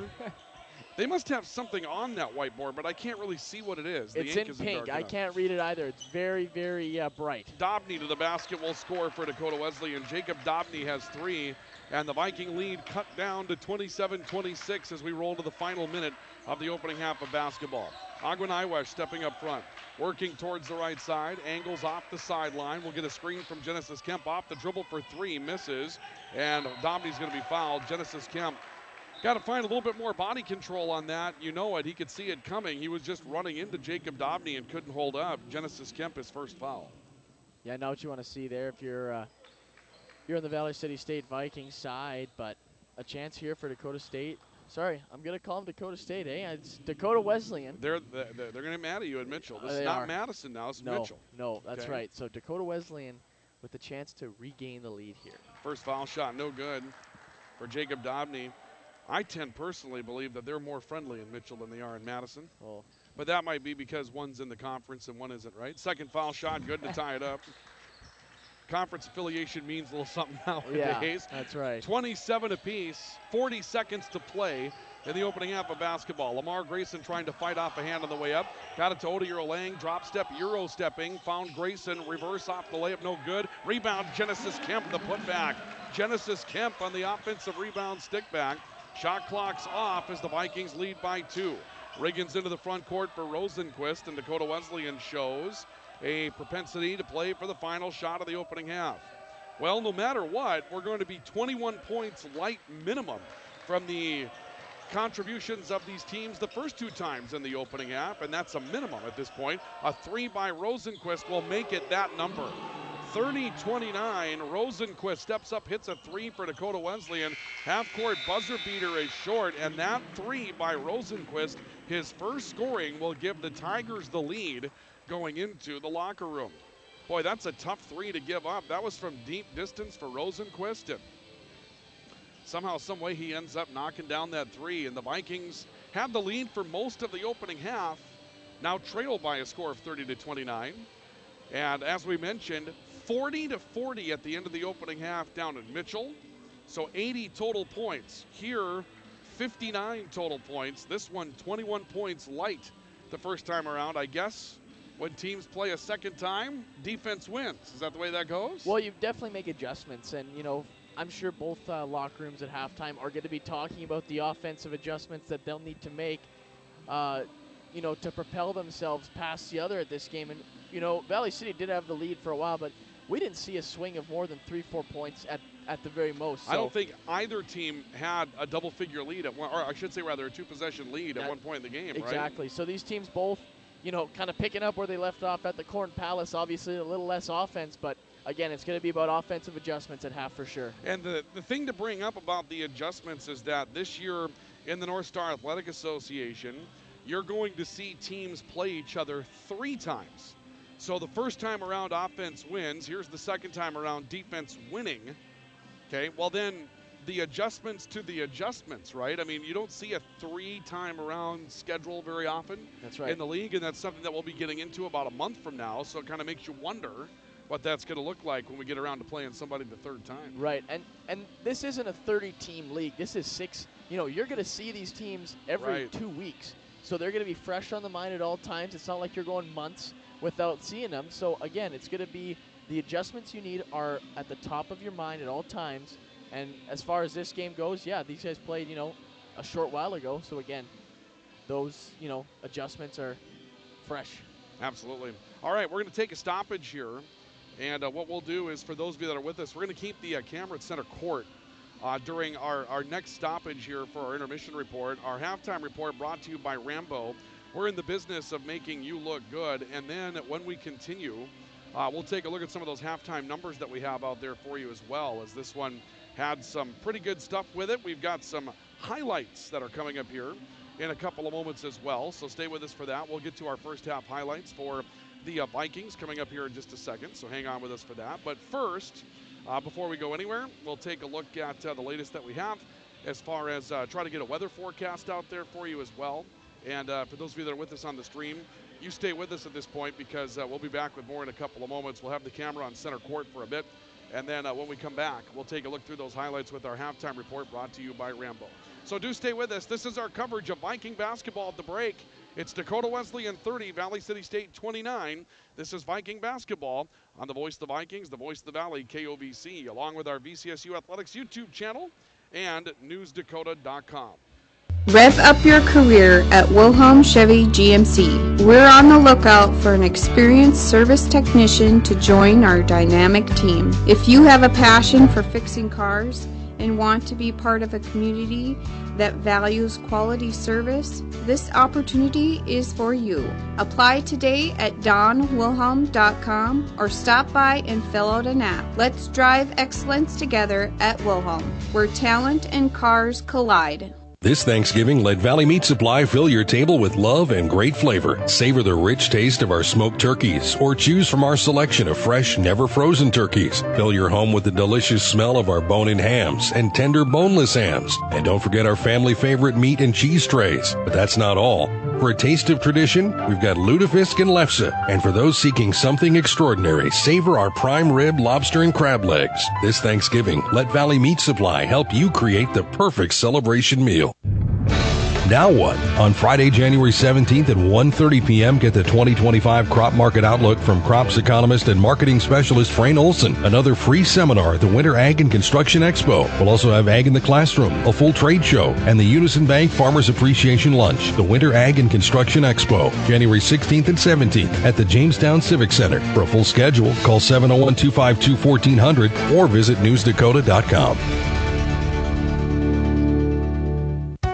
Now is the time to think big, shop small. Start a trend, it'll help us all. KOVC, the voice of the Valley, invites you to shop these amazing small businesses in Valley City. Need a chair? Have they got chairs at Valley Office Works? Chairs, and more chairs. Office chairs, gaming chairs, traditional chairs, stools, and high to mid-back chairs. They're your chair store. Check out the chairs at Valley Office Works, downtown Valley City. Your PetroServe Cenex Farm Store has all of your feeding, fencing, and fuel needs covered under one roof. Same great staff, same great service, and same great selection from batteries to bulk fuel. The PetroServe Cenex Farm Store, 151 9th Avenue Northwest, Valley City.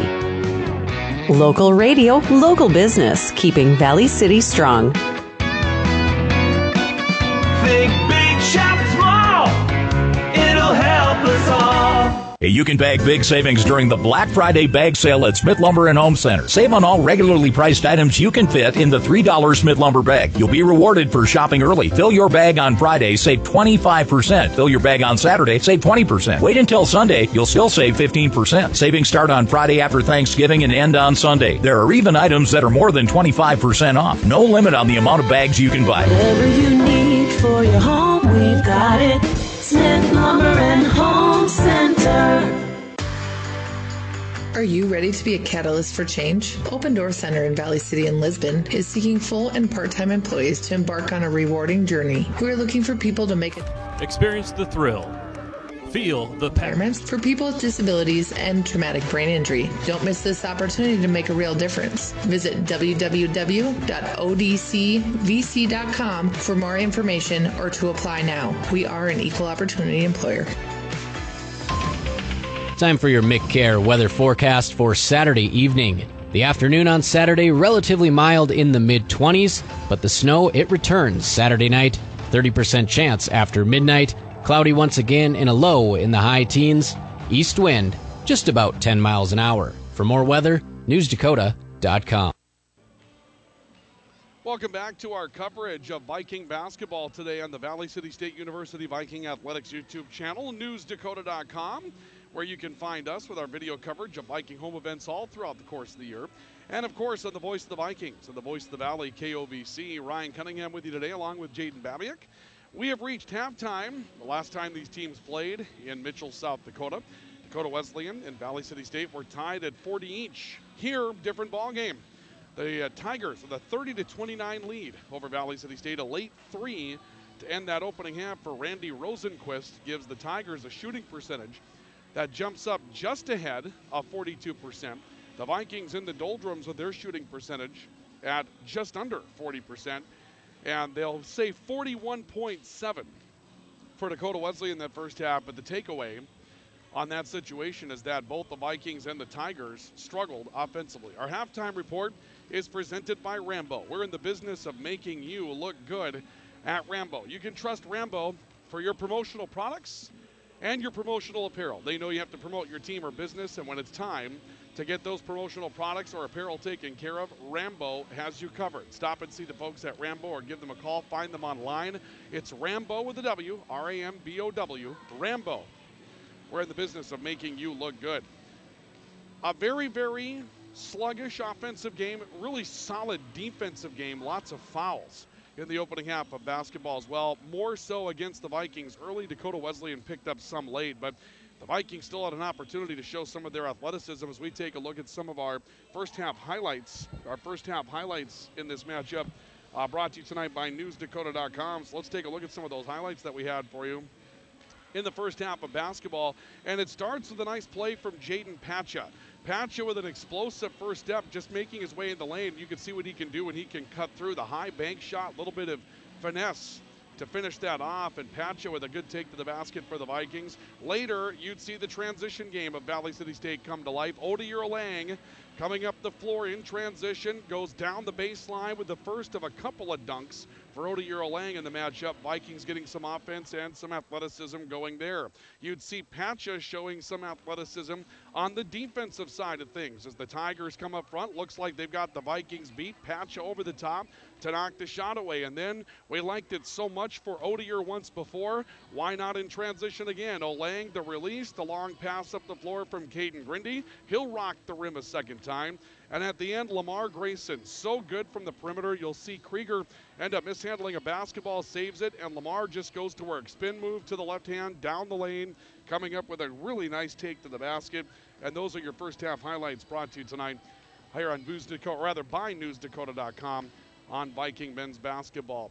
30-29 though, Dakota Wesleyan comes back 1 point better. They did some nice things in the interior, hit very few three-point shots until the end. But Jaden, I'm interested to see how that shot by Randy Rosenquist at the end of the opening half might alter what the Vikings do defensively to start the second. Yeah, for sure. And obviously hitting that three before halftime. Obviously not taking a lot of threes. The Tigers are not liking three-point land. They're going in the paint. They're getting aggressive, and it's Asleason and they're big men. And so, you know, you think for the Vikings, does that three change kind of how the Tigers want to get at him, or are they going to stick with what's been, at least what their system has been, what's been working for them? Taking a look at some of the numbers here at halftime in this matchup, as far as what we have, as far as the first half statistics are concerned. Overall team numbers, the Vikings 11 of 28 from the field, 39.3%. Dakota Wesleyan 10 of 24 for 41.7% from the field. Vikings 3 of 12 from the three-point line, 25%. Dakota Wesleyan 2 of 6 from the three-point line. So the Vikings took double the amount of three-point shots that Dakota Wesleyan took in the opening half. Wesleyan 72% from the foul line, 8 of 11. That's a category that stands out when you're down by 1. Wesleyan got 11 foul shots. The Vikings just 6 in the opening half. Another statistic that jumps out at you, 19 to 15 rebound category. Dakota Wesleyan coming up with the better number rebounding-wise, in part because the Vikings had a low shooting percentage. That's kind of where those numbers twist around on one another.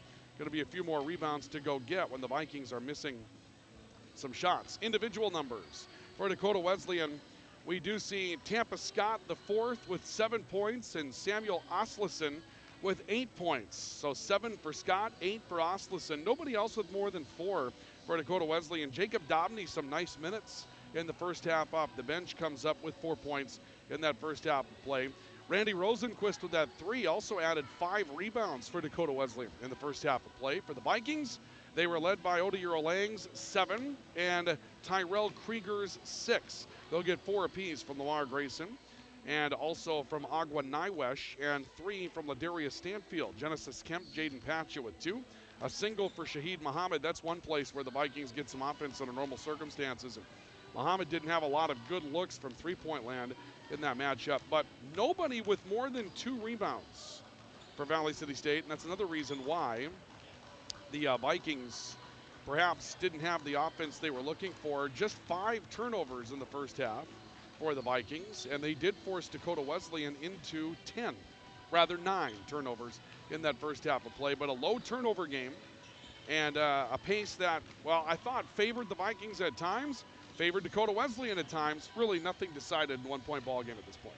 No, definitely not. It's like you said, we haven't seen a two-possession lead right yet at this point. So again, it was tight at the Corn Palace. It's going to be tight here. We knew that was coming. So let's see what kind of adjustments both teams make on the offensive side. Those percentages are going to have to go up regardless, and no matter who you are. I don't think any team is happy with their percentages. They're shooting right yet.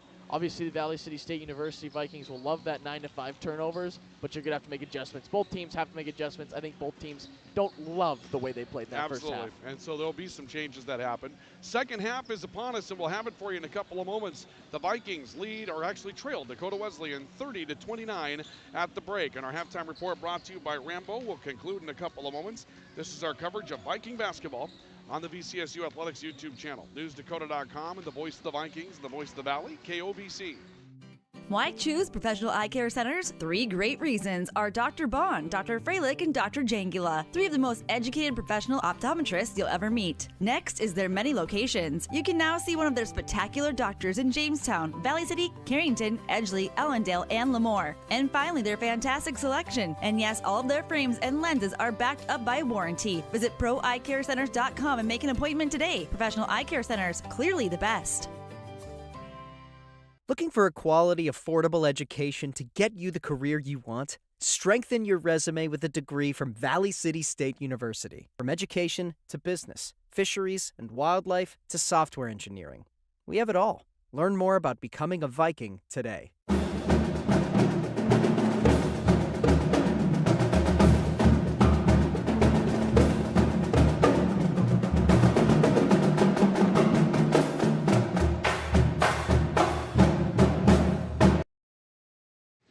As we get ready for the second half of basketball, for those of you on the radio side of things, let's pause 10 seconds for station identification.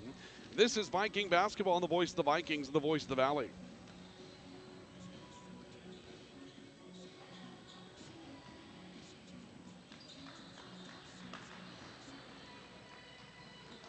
Well, while we have the opportunity, why don't we take a look at some scores that we have coming in with our LaRue Laco Financial scoreboard for today. Major college football still happening out there, even though we have come to a conclusion with our football season here. And we may be getting some updates from Dickinson State, who picked up the automatic bid and a home game in the playoffs for the NAIA. They drew a team from Kansas. I believe it was Kansas Wesleyan that they drew to get things going today. As far as some scores in major college football this afternoon, a lot of things that are in progress. I would have thought that we had a final between Florida and Ole Miss, and we do, and that didn't go well today for the Rebels. The Gators, the 24-17 win in the Swamp today, and they defeat Ole Miss, and, well, I'm going to go home and cry as soon as this game is over. I'm kind of an Ole Miss fan, and so that makes me sad. Tyrell Krieger to get things started for the Vikings in the second half, with the Vikings down 1 at 30-29. Krieger driving, looking right corner. Head fake on the way by Lamar Grayson into Caden Grindy, right block. And inside, they'll find Grayson with a take to the basket who missed it. Looked like Dakota Wesleyan changed up, went a little zone defense in that segment. And the Vikings attacked it well, but came up empty. Ball comes out with Tampa Scott for Dakota Wesleyan off the rebound. Ball right side of the floor, back to Tyson Stevenson. Didn't have a lot of minutes in the opening half. Neither did Samuel Oslison, who's back out there after foul trouble. Oslison in the post, had the ball knocked loose from behind. Grindy comes up with the basketball for the Vikings on a takeaway. Valley City State back up front. Olang into Grayson. Right block. Hands it back to Caden Grindy, a take to the basket. Put his back to the basket and kicks out to the right corner. Nywash, a head fake, drew a defender. Wraps one around to Olang, who goes up and scores. A little short-range shot for Olang, and the Vikings take the lead. Good ball movement by the Vikings, finished off by Olang there. And good fake by Agua Nywash to sell the 3 and then get inside.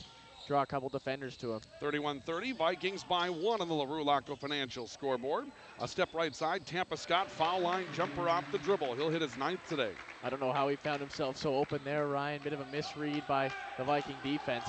Nobody home for the Vikings on the inbounds pass. Tyrell Krieger looking to trigger it in and did. Got it to Grayson. The Vikings will save that. And we'll see Krieger back into the front court. Rosenquist comes out to get him. Bounce pass to Odier Olang on the top of the key. Olang hard take to the basket, but missed another inside. Those shots right around the rim for the Vikings have just been so very difficult to coax through the iron today. 32-31, Dakota Wesleyan by 1 with the basketball. Tampa Scott, top of the key, reverses to Blaze Lubers. Back to Scott, a ball fake to Oslison. They'll reverse. Stevenson into the corner, looking for Rosenquist. Back to Stevenson. Crossover dribble. Rosenquist again with a shot clock down to 5 seconds. Rosenquist off a screen, whistle, foul coming up.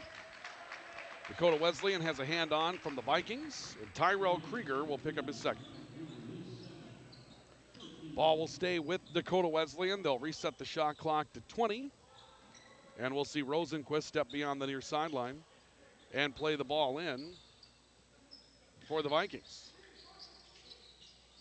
And for those of you watching on the video side of things, I'm not sure what happened, but we've got some uncontrolled zoom that's going on in the camera we'll try to get that fixed for you. Looks like we've got it fixed now. Lamar Grayson to the front court. Agua Nywesh to the basket will score. Agua Nywesh with his first two. I was watching the video monitor, as was Jaden Babiak, who's running our camera today. And I just saw the thing going and going and going, and I couldn't tell what was going on. Vikings lead 33-32. Ball top of the key. Tampa Scott looking left side. They were able to find their man Stevenson into Oslison, and a foul coming up against the Vikings defensively. Right now we've got Jaden Babiak over there trying to make repairs to the video screen. You got her covered there, Jaden? I think we should be good. It was a couple things. I'm going to have to keep a closer eye on our setup here, Ryan. Sam Oslison handing off to the top of the key. Rosenquist stepping his way in the lane. For those of you on the radio side of things, you didn't notice anything wrong. A turn, Oslison from 6 hits a pull-up jumper inside. Sam Oslison with 10, lead back to the Tigers at 34-33 as the teams continue to trade 1-point leads to start the second half. Krieger to Agua Nywesh. He'll hand to Lamar Grayson. Grayson between the legs dribble, working left, got in the lane, the foul coming up. Be the third foul of the opening half already. We played 3:10. This foul will go against Tyson Stevenson, his first. And remember, Dakota Wesleyan got away with a lot of fouls in that first bit. Well, as Ryan Montgomery thought for the Vikings. Absolutely. Odeir Olang making his way down the baseline, just backing against Oslison, picks his shot and scores it. Odeir Olang using his body inside. First score to double figures for the Vikings today. 35-34, Olang with a game-high 11 at this point. Sam Oslison, his defender, has 10 and has the basketball now for the Tigers. Ball near side, Blaze Lubers. Back to Oslison, who spins away from traffic and scores his 12. 12 points for Sam Oslison. Vikings had 2 men trying to defend him. Couldn't come up with a take, and it's 36-35. Wesleyan once again by 1 as both teams are now finding little offensive traction in this one. Olang working left, hard take into the lane again. Spin, comes back to his left hand, and Oslison blocked his shot. Rosenquist, a quick outlet pass to Lubers. Finger roll trickles off. Lubers pokes the layup free, actually the rebound free. Stevenson to the glass will score. Offensive rebound take back for Dakota Wesleyan. And the Tigers will take their lead to 3 at 38-35, a little better than 4 minutes into the second half. Jaden Pacha gets active coming up next dead ball. Krieger, a pull-up off the dribble for 3, missed everything, and a foul against Odeir Olang inside, looking for the rebound. Boy, a lot of things not going right now for the Vikings to start the second half, and Dakota Wesleyan has a chance at a 2-possession lead. Yeah, for the first time all game, we could see a team pull away by more than 3. More than 3, yeah. Just a compliment to both these teams, the adjustments they've obviously made since last game, the skill of both, and 2 very different systems as we've seen, Ryan. Agua Nywesh, Lamar Grayson, Odeir Olang step off. Shahid Muhammad, Jaden Pacha, and Ladarius Stanfield step into the matchup for the Vikings. Tampa Scott to the front court for Dakota Wesleyan. He'll hand to Rosenquist off the near side of the floor. Lubers back to Sam Oslison. Oslison's high being defended by Muhammad. That's a mismatch. Ball got crossed up on the right side as Tampa Scott tried to take his dribble inside. They may be double teaming Oslison right now. Looks like they are bracketing him. 3 from the top of the key, finds its way through. First 3-point shot of the night for Ethan Detterman. Correction, that will go to Tyson Stevenson, his first 3. 7 points, and the lead is 6 for Dakota Wesleyan, 41-35. Shahid Muhammad over to the sideline. The Vikings want a timeout. Timeout taken by Valley City State as the Tigers take a 6-point lead. On the LaRue Laco Financial scoreboard, it's Dakota Wesleyan 41, Valley City State 35. We have a timeout from Mobility Plus Rehabilitation. This is Viking basketball, the voice of the Vikings and the voice of the Valley, KOVC. Looking for a quality, affordable education to get you the career you want? Strengthen your resume with a degree from Valley City State University. From education to business, fisheries and wildlife to software engineering. We have it all. Learn more about becoming a Viking today.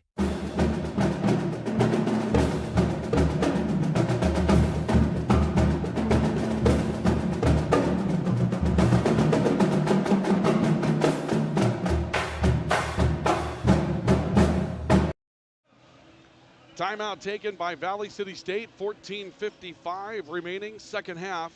41-35, Dakota Wesleyan by 6 over the Vikings. Biggest lead of the game for either team, as the Wesleyan Tigers have come up with 5 field goals to start the second half of play and have found their offensive groove a bit faster than the Vikings have been able to find theirs today. Krieger crossover fouled on the way in.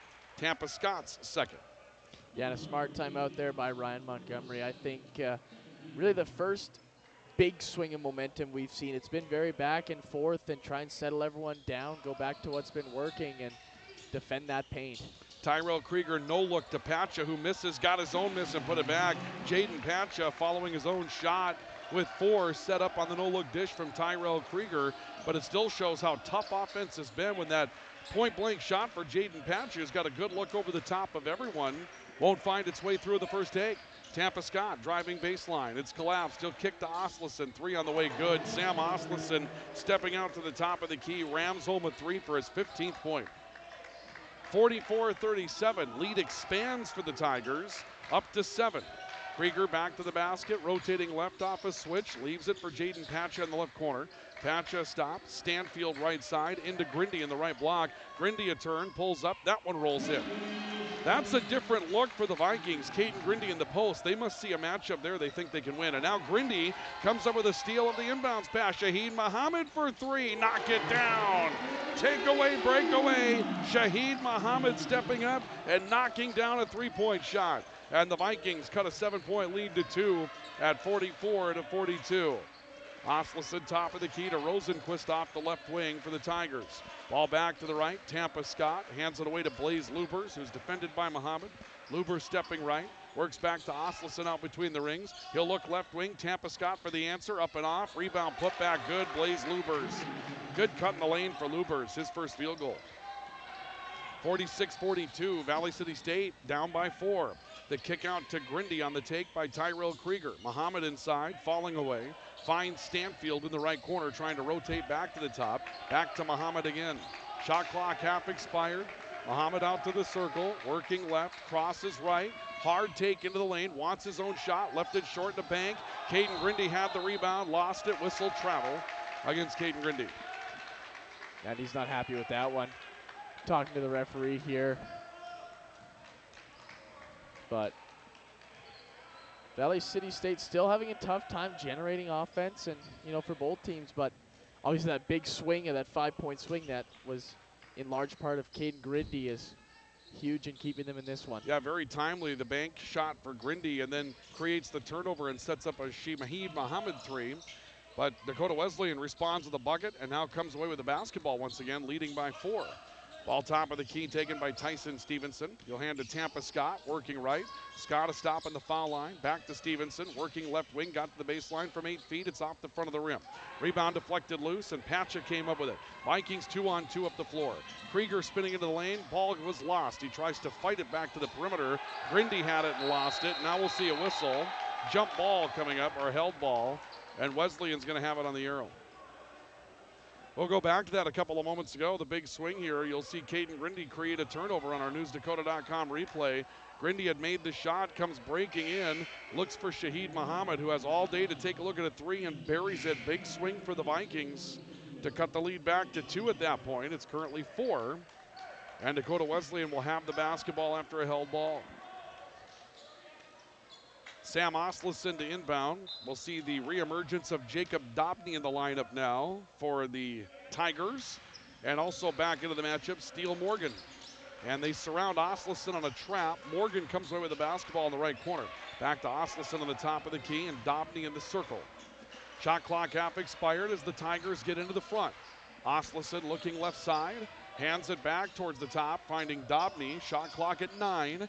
Dobney stepping away from pressure. Morgan on the top of the key now. Very patient Tiger look. And then Rosenquist sticks a 3 and banks it. Randy Rosenquist taking a 3 from the right wing. And now the Vikings will violate the baseline of the inbounds pass.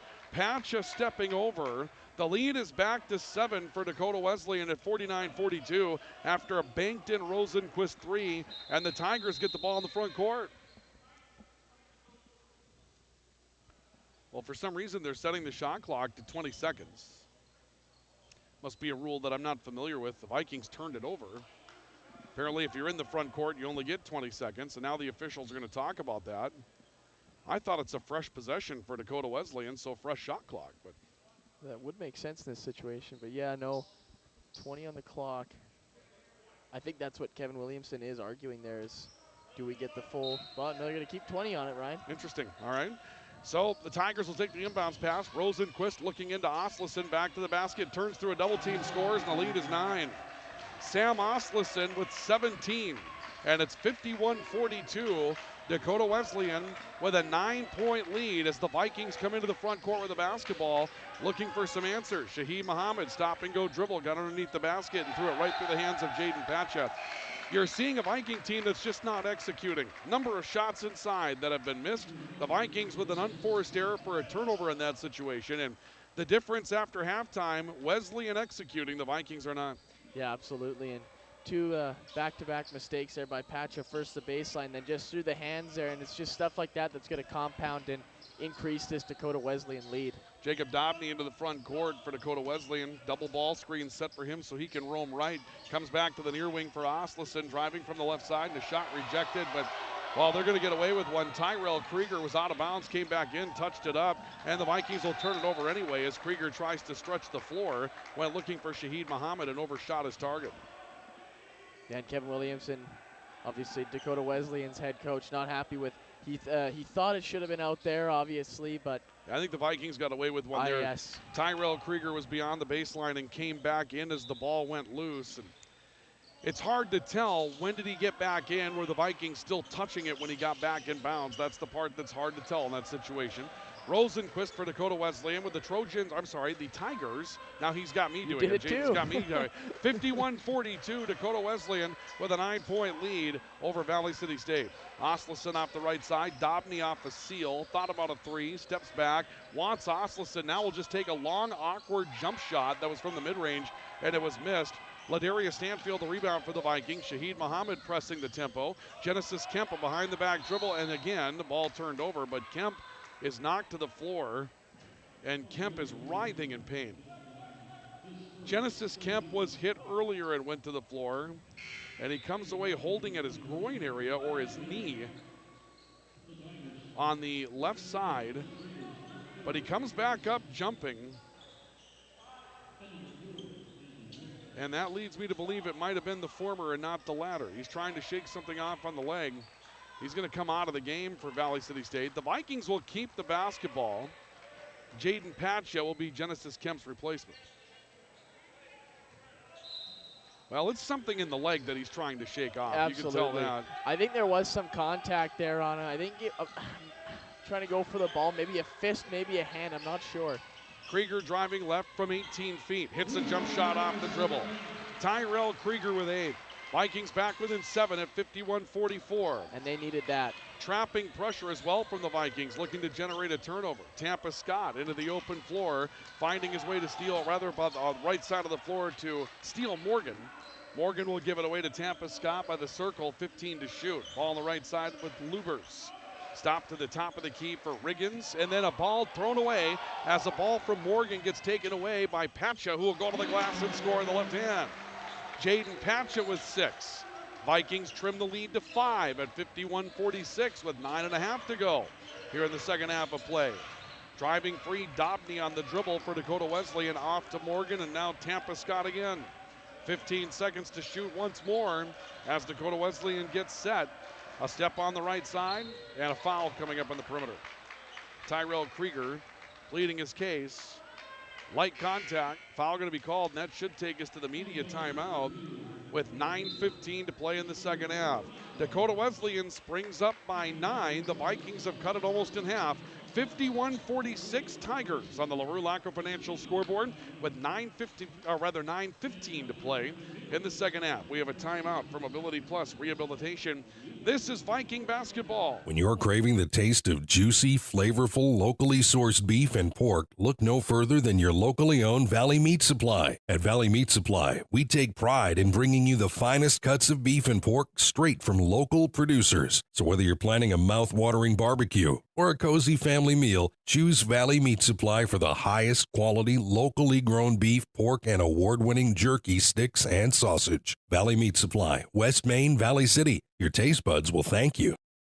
At CHI Mercy Health, we believe human kindness is at the root of all healing, providing care on a human level, courage when it's needed most, and a connection that's ever present among us all. Human kindness is meant to be shared. It puts a smile on someone's face and seeks to do the same for others. Take the time to nourish what's inside and watch your life flourish outside, because taking care of yourself is an act of human kindness. Just like human kindness, happiness can come from the most unexpected places. Whether it's from your friend, your dog, or a memory, embrace it and pass it on. CHI Mercy Health of Valley City. Timeout for media. The Vikings went down by 9. They've cut the lead back to 5. It's Dakota Wesleyan 51, Valley City State 46 on our LaRue Lacko Financial scoreboard as we come out of a Mobility Plus rehabilitation timeout. Numbers at the media. Valley City State now shooting 45% from the field, but Dakota Wesleyan 64% from the field here in the second half and 50% for the game, and that is a huge difference in this matchup. Wesleyan still out rebounding the Vikings 24-21, but the shooting percentage is the difference on the scoreboard right now. Wesleyan with the basketball into the timeout. Oslison to Tampa Scott for Dakota Wesleyan. Tampa Scott stopping. Lubers gets off a seal, takes a three, misses it off the heel of the rim, but an offensive board. It went long, and Oslison's able to run it down. Dakota Wesleyan goes back to work with the basketball. Dobney out by the circle, surveying his options. They'll come high to the elbows, looking for a screen to free up Dobney. Crossover dribble, Dobney from 15 feet. Let that jumper go late. Ball's deflected loose on the rebound, and Lamar Grayson comes away with the basketball for the Vikings. Pacha leaving it up the floor, and Grindy goes to the basket for an alley-oop lay-in. Caden Grindy comes up with his 6th. He wanted the dunk, didn't get it, but it's good enough, and the Vikings have cut the lead to 51-48 on a 6-0 run for Valley City State. A stop up on top for Tampa Scott. Oslison on the top of the key will hand it back to the top of the key. Ball taken by Dobney, and back to Tampa Scott once more. Wheel inside, Lubers free, easy bucket. They have been so good in the post here tonight, and the Vikings have had a hard time defending them down there. 53-48, Valley City State with a lead for Dakota Wesleyan at 5. A spin, Grayson, high bank shot missed, trying for his own shot. Lamar Grayson's been held in check. 4 points tonight for Lamar Grayson. 20-point scorer for the Vikings. And Dakota Wesleyan now with a 5-point lead, looking to rebuild more of that one-time 9-point advantage. Dobney on the top of the key, stepping away from pressure, looking back to the near side. Tampa Scott waiting on the left. He'll take the basketball. Goes one-on-one with Grayson. Comes to a walking dribble towards the top of the key. Now a hard sprint in the lane. Pacha stuffed his shot from behind. Shahid Muhammad comes away with a takeaway for the Vikings off the rebound. Looks inside to Ladarius Stanfield, and that pass was ugly. Taken back by Sam Oslison for Dakota Wesleyan. The Vikings going too quick even for themselves right now, and they've thrown away a couple of big possessions down the stretch. 53-48, Tigers by 5 over the Vikings with 7 minutes to play here in the second half. A step right side, Tampa Scott for Dakota Wesleyan. Looking left, kicks left corner. 3 on the way by Morgan. Air ball, but it's picked up on the back end by Lubers, and Lubers is fouled going back to the glass. Well, that wasn't pretty from either team there. Turnover from the Vikings and the air ball by the Tigers, and obviously they're going to want to clean that up pretty quick. Obviously, again, the Tigers did have a 9-point lead at one point here, but the Vikings are still clawing at it, and you're right, Ryan. That's like you said, the shooting percentages are a big difference right now in this one. Well, and the reason why the percentage is high for Dakota Wesleyan, their looks are just closer. They've been good in the post so far, and that's been a difference in this one as Lubers knocks down the first foul shot. Let's take a look at our newsdakota.com replay, and you'll see this transition play for the Vikings with Caden Grindy getting loose. You see him on the middle of your screen releasing on the far sideline. There goes the pass to him. Great aggressive play to the basket for Caden Grindy to get up the floor and put that one away. Second foul shot is good as well for Blaze Lubers, and the lead is 7 at 55-43. Rather 55-48, my apologies, in favor of Dakota Wesleyan. Tyrell Krieger in the lane, a turn, a look to the baseline, kicks to Jaden Pacha, hard take inside, reverse layup, trickled off the heel of the rim. Pacha fights for his own rebound, backs his way back in and scores. Jaden Pacha with 8, 6 in the second half, never quit on the basketball. Lead cut to 5 at 55-50, a near takeaway. Tampa Scott evades Agua Naiwesh and comes into the front court with the basketball for Dakota Wesleyan. Drive by Scott to the baseline. Stop and go against Shahid Muhammad. In trouble. Turns it back out to the right for Sam Oslison. To the top for Jacob Dobney for Dakota Wesleyan, and Dobney steps back. He'll work left with the screen. It's switched. Agoniwesh will come out to defend, and Dobney drives his way into the lane, tried to get a shot free. Lost the ball with 4 seconds to shoot.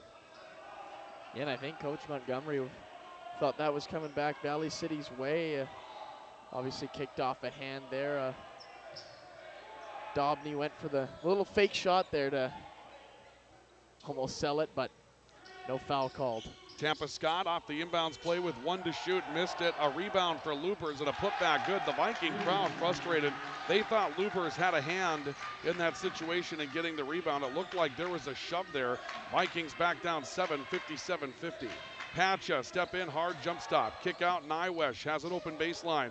He'll go to the basket and misses. Again, that baseline cut off by Sam Oslison. He didn't score, but that's a big defensive play for Dakota Wesleyan, and Oslison sealing off the baseline. And now we've got Tyrell Krieger and Tampa Scott mixing it up a little bit. And Dakota Wesleyan's going to call for a timeout. 57-50, Tigers by 7 over Valley City State with 5.5 to go in the second half. Let's take a look at what we have coming up in the future with our look at the upcoming schedule for Valley City State. We've talked a lot about that schedule, and you can see today women's basketball with Bemidji State. That was a defeat for the Vikings by just 3 on the road at Bemidji State against a Division II team in the Northern Sun. And the Vikings were beaten in that matchup. Next matchup for the Viking men and women will be a Thanksgiving soiree out in Dickinson on kind of a crossover with some teams that we'll begin to see in the Frontier Conference, with Montana State Northern on the 29th and Rocky Mountain on the 30th. Back here at the Bubble December 3rd for Trinity Bible Institute. And the women will play the next night at home against Crown College. And then hard to believe, December 7th, that stands for track and field, everybody. The Mike Thorson Indoor Open at Bismarck, hosted by the University of Mary. I mean, we're not even going to let you get used to playing winter sports, and we're going to take you into the spring season. I like it because, you know what? Jaden's a baseball player. Anything that gets him closer to being outside is good for you, right, Jaden? I guess so, and it all happens pretty quick, especially when you have so many athletics on campus, right? And it's a busy week. It's obviously going to be not so busy at the Bubble, but busy for teams. We talked about Road Warriors at the beginning of this broadcast, and it's certainly going to be that way for a while. Also sprinkled in there, it's not a VCSU event, but it's a hosted event, the Barnes County Boys and Girls Basketball Tournaments as well. 3 division systems brought out some new membership in that. Near side Dobney for Dakota Wesleyan. Dakota Wesleyan leads by 7 over the Vikings. 57-50. Sam Oslison turned fall away. That was contested. Rebound Jaden Patcha. He's been big today. He contested that shot, but Patcha nearly lost the basketball, having it stripped away by Tyson Stevenson. Vikings are into the front court with Tyrell Krieger. 5 minutes to play in the second half. Krieger stopped, looking left corner. Patcha leaves it up for Odeir Olang, and Olang has that one knocked away from behind as Wesleyan picks up on Olang on the interior. Wesleyan forces the turnover, and the Tigers are back into the front court. Ball near side of the floor for Tampa Scott. He'll hand it away as we'll see the ball coming back with Jacob Dobney in a walk along the near sideline. Dobney crossover dribble. When I say walk, just walking back to it, not a travel. Back to Dobney, working his way to the elbow, kicking out. Tampa Scott, deep 3 near the sideline, hit it. Wow, that's a dagger. Tampa Scott with 12 points on the day. First double-figure lead for either team. It's 60-50 in favor of Dakota Wesleyan. Krieger stepping left side. Vikings need offense. They need it in a hurry. They need some 3-point shots. Here's one from Agoniwesh that's no good. And this could turn into a 15-point game in a hurry as the Vikings looking for some distance offense that has been evasive today. Yeah, you can't force it either if you're the Vikings. Ball deflected but picked up by Dakota Wesleyan. Tampa Scott in the front court with it, stepping near side of the floor. Under 4 to play, 10-point game for Dakota Wesleyan. Scott looking left side. Stevenson going to wheel it down low. Oslison hit by a double team. Kicks out, 3 by Dobney. Leads 13-1 for Dobney. Patcha trying to close out on Dobney, and Dobney will get a 3 and a foul as Jaden Patcha picks up his 3rd. Jacob Dobney with 7. The lead is 13 with 3:39 to go in the second half, and Wesleyan's taken some big steps to staying perfect on the road, as you mentioned, Jaden. Yeah, they've certainly been the better team this second half for sure. Obviously, a lot of back and forth in the first half, but you see the better adjusted team is probably Dakota Wesleyan at this point. Finding a lot more from their three-point game for sure, too, Ryan. We've seen a lot more around the perimeter for them. Dobney knocks down the bonus and now forces a takeaway from Tyrell Krieger. He goes to the glass, count it one. Caden Grindy trying to ride in on Dobney in transition, and we'll see a foul against Caden Grindy's fourth. Jacob Dobney with a bucket for 10 on the takeaway breakaway, and the lead balloons to 16. Yeah, and again, just everything going wrong for the Vikings right now. It's Dakota Wesleyan just tacking on and using their opportunities to continue to build their lead. Obviously missed free throw there, but another offensive rebound out of it, though. Tampa Scott comes up with a basketball after Dobney misses the offensive rebound. But again, Dakota Wesleyan trying to finish this with some energy at this point. And as we've alluded to, they have been the better adjusted team in the second half. Shot clock approaching 2 and a 3, or actually short 2 by Dobney, no good.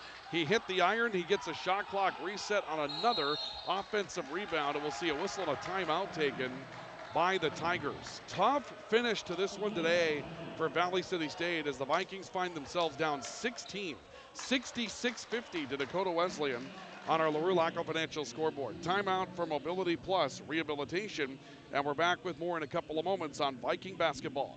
Hi, this is Clint from Central Avenue Health Mart Pharmacy in beautiful downtown Valley City, your only locally owned pharmacy since 1989. When you're locally owned, you care about your community and your customers. We offer a great selection of gifts and toys, as well as yarns, fabrics, sewing, and crafting. We are here for you from 9 to 5:30 weekdays and Saturdays 9 to 1. For all your pharmaceutical needs, give us a call, 845-5280. Health Mart, taking time to listen and care.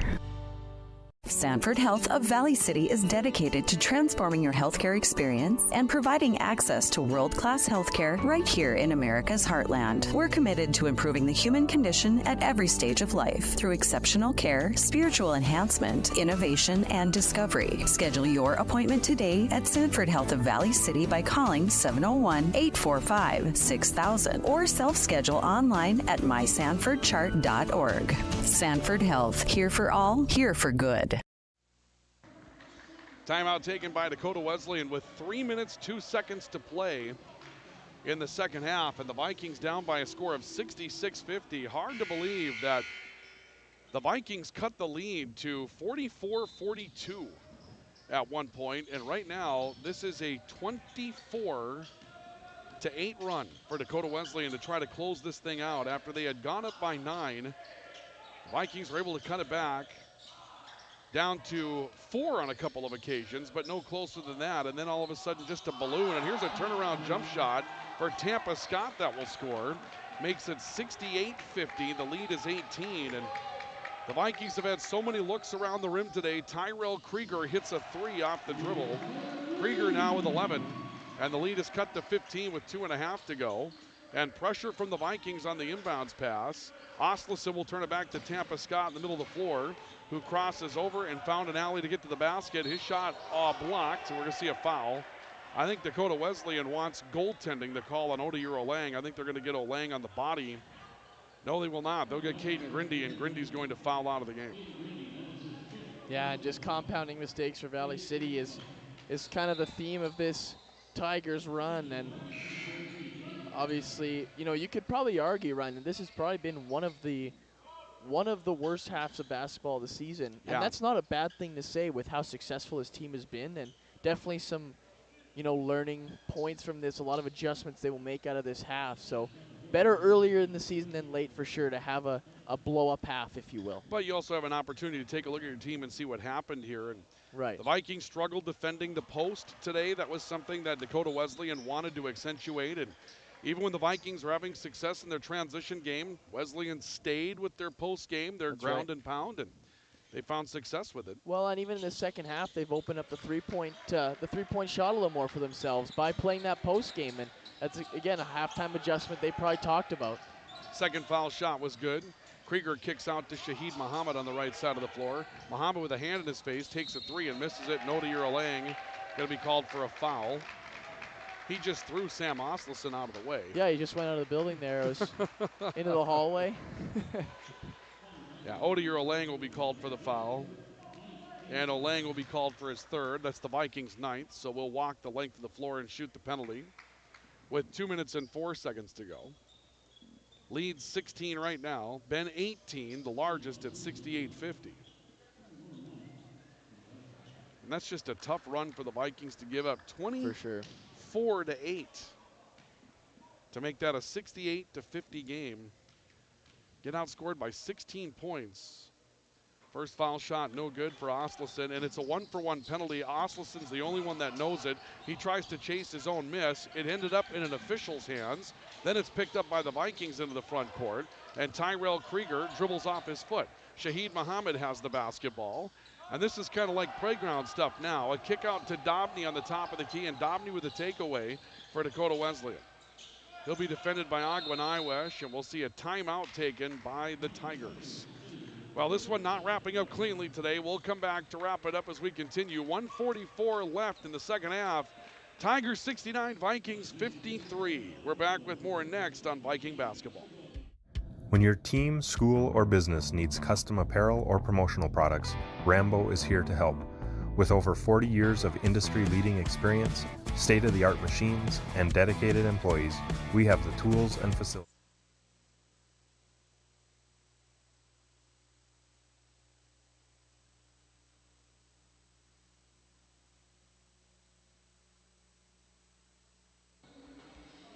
Well, apologies, folks. The technical difficulty there. Apologies to our friends at Rambo. You got to look at a replay there for a second. We were trying to go back to happier times. Is what we were trying to do. 1:44 left. 69-53. Dakota Wesleyan leading by 16 over Valley City State. Tampa Scott will inbound the basketball for the Tigers. Scott off the sideline, bouncing one into Sam Osleson. Odi Uralang comes up to get him.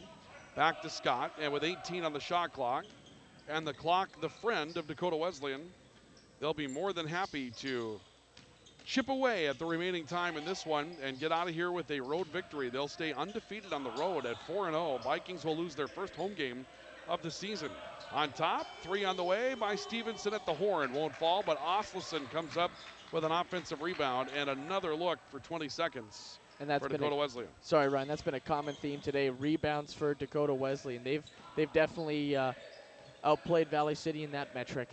Osleson takes a post-entry pass, gets to the glass, misses, and this time the rebound deflected, picked up by Jaden Pacha. Pacha works his way into the front court. A stop, a kick out to Agwa Niwesh. Niwesh off a screen, had a three-point shot blocked. Osleson picks it up and just tries to take control of the basketball with 45 seconds left to go in the second half. Stevenson up front, working right side to Tampa Scott, and back to Lubers. Blaze Lubers will hand it off to Dobney, and the Vikings just continue to put some pressure on out in the perimeter. Now they're going to foul. Odi Uralang will commit his fourth. And that'll put the Tigers on the line for the double penalty. We did not see Oseno Nagome today. We did not see Jerome Washington in the matchup today for the Vikings. Those are a couple of players that have some quality opportunities, but they did not have a chance to get into the game today. Limited minutes for Genesis Kemp, and boy, the real number that comes out of this defensively is the first foul shot that goes in for Jacob Dobney. Lamar Grayson held to 4, 20 points per game. Reigning Offensive Player of the Week in the North Star, 4 points right now. Rebound missed, or actually a foul shot missed, and Lubers is fouled after an offensive rebound. Lubers will have another opportunity from the line as the lead swings to 17. Biggest lead has been 15. And a chance now, I'm sorry, the biggest lead has been 18, my apologies, and a chance now for it to swing as high as 19. Lubers first is good. Lubers 4 of 4 the line and has a 9-point game going at this point, so big foul shot here for Lubers. Chance to get on the road back to Mitchell with a double-figure day, and he's got it. 71-53, lead our other 72-53, lead now up to 19 for Dakota Wesleyan. Shahid Muhammad, little stop and go, pulls the trigger for three, hits it. Shahid Muhammad would have liked to have had a couple more for him earlier in the game. Lead cut to 16. Shot clock's off. The Vikings will trap in the back court, and if the Tigers get it up front, and they will, the Vikings will likely relax, and that's going to be the ball game. Tough one today for the Vikings. Their second loss of the season. They'll drop to 6-2 on the year. Dakota Wesleyan will improve to 5-2. No exchange of conference records. And your final score today will be Dakota Wesleyan 72 and the Vikings 56. We'll come back with our post-game report and wrap this one up from the W.E. Osmond Fieldhouse next. This is Viking basketball on the Voice of the Vikings, the Voice of the Valley, KOVC, with special coverage from NewsDakota.com online and on the VCSU Athletics YouTube channel. When your team, school, or business needs custom apparel or promotional products, Rambo is here to help. With over 40 years of industry-leading experience, state-of-the-art machines, and dedicated employees, we have the tools and facility to handle any job. With online ordering solutions for sports teams and businesses alike, you can count on us to get the job done correctly and on time. To get your next project started, contact Matt or visit us online at rambo.com. Experience the thrill, feel the passion, and join the excitement. Tickets on sale now at VCSUVikings.com. Lang hard to the basket with a two-hand flush. He burst through it. He's to the end zone. Touchdown, Valley City State. Here's the game-winning shot. Does it go? Yes, it does! Nelson on the attack. Holland can't make the play. The Vikings sweep the Jimmy. Orthopedic pain is limiting. It's unpredictable. And when it disrupts the way you move, it disrupts the way you live. Life is better when you feel empowered to move the way you want, when you want. And that's where our experts come in. We're your guides to orthopedic and sports medicine treatment options that can manage your pain, rehab your injuries, and restore your confidence. Take back the freedom to move. Explore your orthopedic options at Sanford Health. Hey college students, are you looking for a part-time job that works around your schedule, pays well, and gives you free money for college every year? McDonald's offers all of it. We can work around your schedule, and we give $2,500 scholarships to everyone who works for 3 months and averages 15 hours per week. That's 2 full shifts a week or 3 shifts of 5 hours. It's that easy. Let us help you become our next scholarship recipient. Come join our team. Text ND29 to 38000 to apply today. Vikings drop this one today. Final score here at the W.E. Osmond Fieldhouse is Valley City State beaten by Dakota Wesleyan 72-56. The Viking men will lose their second game of the season. They will fall to 6-2 on the year. And Dakota Wesleyan will improve to 5-2 as they split the season series. Both teams winning on the road. The Vikings by 2 down there, but Dakota Wesleyan by 16 here today. Ryan Cunningham, Jaden Babiak with you. Score doesn't tell the story. This was not a 16-point game until late, and it became a 16-point game in a hurry. But the Vikings struggling to find offense today. Lamar Grayson held to 4 points. And as the final numbers coming on this one today, want to make sure I've got the right sheet that we're talking about here. I think this one's from earlier. Is this the final number that we have? Yep. Final score. Vikings will shoot 44.2% today, which is respectable, but 47.2% for Dakota Wesleyan. The Vikings were 31.6% from the three-point line. The Vikings end up shooting a 6 of 19 clip from beyond the arc. Dakota Wesleyan 7 of 16. Rebounding number, Wesleyan 35-28. And the turnover battle, Valley City State committed 16. The Vikings will commit 14. And the way the Vikings play, they thrive on the turnover. And we've seen this before from Ryan Montgomery coach teams. If the turnover is not being produced, the offense for the Vikings is just harder. He's built the transition. He's built the team that wants to transition. And so when you're not forcing turnovers, and the Vikings didn't have great success at that today, I believe Dakota Wesleyan will turn it over only 5 times in the second half. That's one of the reasons why they were able to take this lead and grow with it. But there just weren't enough turnovers for the Vikings to thrive on today, and a lot of missed shots around the basket too. That's absolutely right. You talk about turnovers. And, you know, a big part of that is Dakota Wesleyan taking care of the ball, making sure you're not being careless, not making that pass that, you know, could send the Vikings the other way. And they did a good job of that in the second half, retained possession, and obviously made their shots, and also got opportunities off of Viking turnovers. And that was big for them. And It was just a complete game second half for the Tigers, and for the Vikings, just didn't adjust and didn't find that offensive success. Let's take a look at what we had as far as our highlights today for the Vikings with our newsdakota.com replays here today, and we'll go back to the first half with some of this. This is the Vikings getting a great drop step down the lane from Jaden Pacha, showing us what he can do athletically. A little Euro step in the lane, hard bank shot off the high glass for the Vikings, trying to jumpstart some offense there. Then later, Olayang getting free. The Vikings get up the floor in transition, and this is what they're built to do. Just wasn't enough of this today. Olayang with an open baseline. We didn't see that happen very often in the second half where the baseline wasn't cut off. That was an adjustment that Dakota Wesleyan made. Later, Jaden Pacha looks like he's beaten on a play, but Pacha will catch up in the lane and just stuff a shot. The Vikings force a turnover there. And coming up the floor, another one from Odeyer. High bank shot. This is how lightning fast the Vikings are. Olayang read the release, gets up the floor. Two-hand flush over the front of the rim. That was at the break. The Vikings found themselves down by one. Here the Vikings get an amazing three-point transition. A look off the wing. Actually, this is Lamar Grayson at the end of the opening half, getting to the basket and coming up with a bucket there for Lamar Grayson. As we got into the second half here, the Vikings had cut the lead to 5, and Caden Grindy with a turnover forces one, kicks to Shahid Muhammad with a three that cut it to 44-42.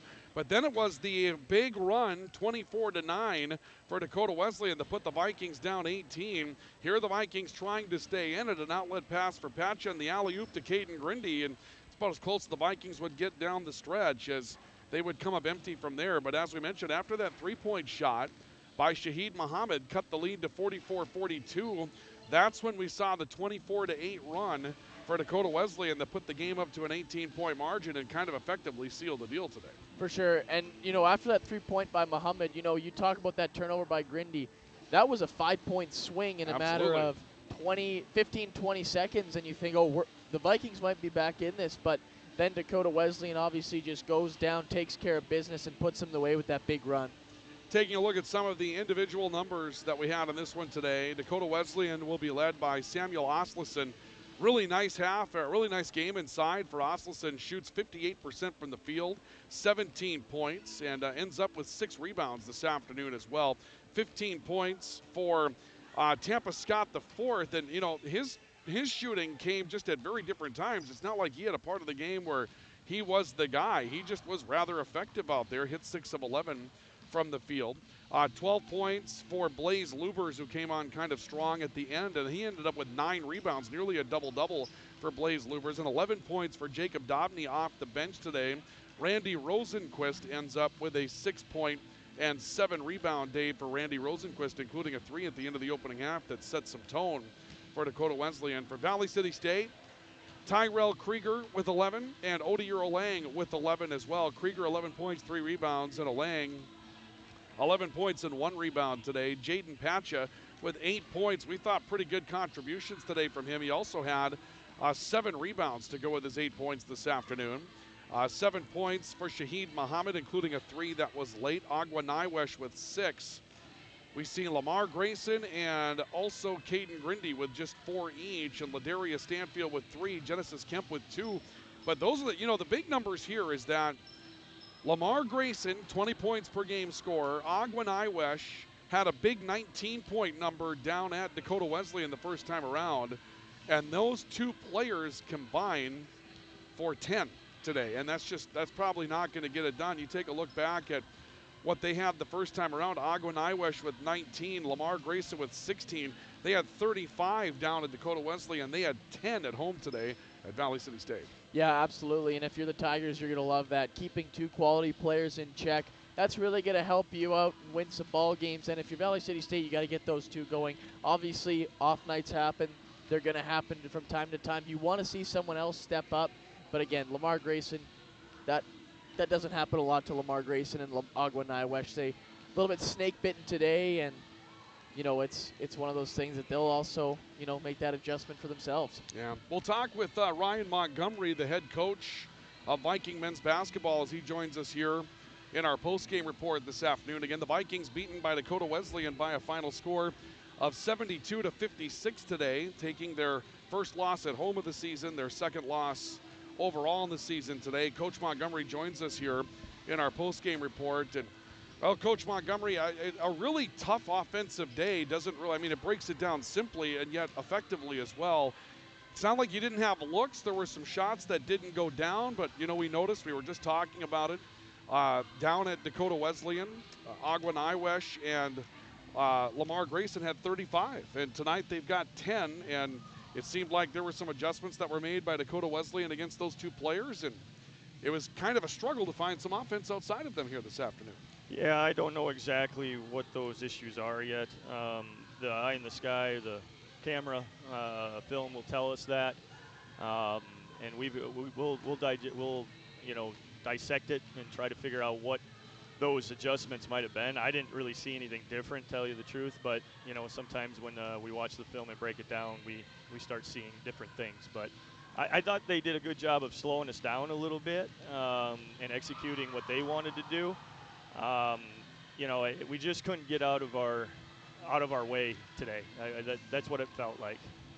You had to deal with their post game early in the game, and despite putting some bodies down there and making it a little bit more physical perhaps than maybe even they're used to, because you were able to bang around with them a little bit, but they just found ways to kind of cut up, produce some mismatches. They switched hard against you today, and those are some things you, I guess, struggled to catch up with defensively today. Well, I don't think we were as tough as we needed to be down low today. I thought we would take the first, and then we would just stop.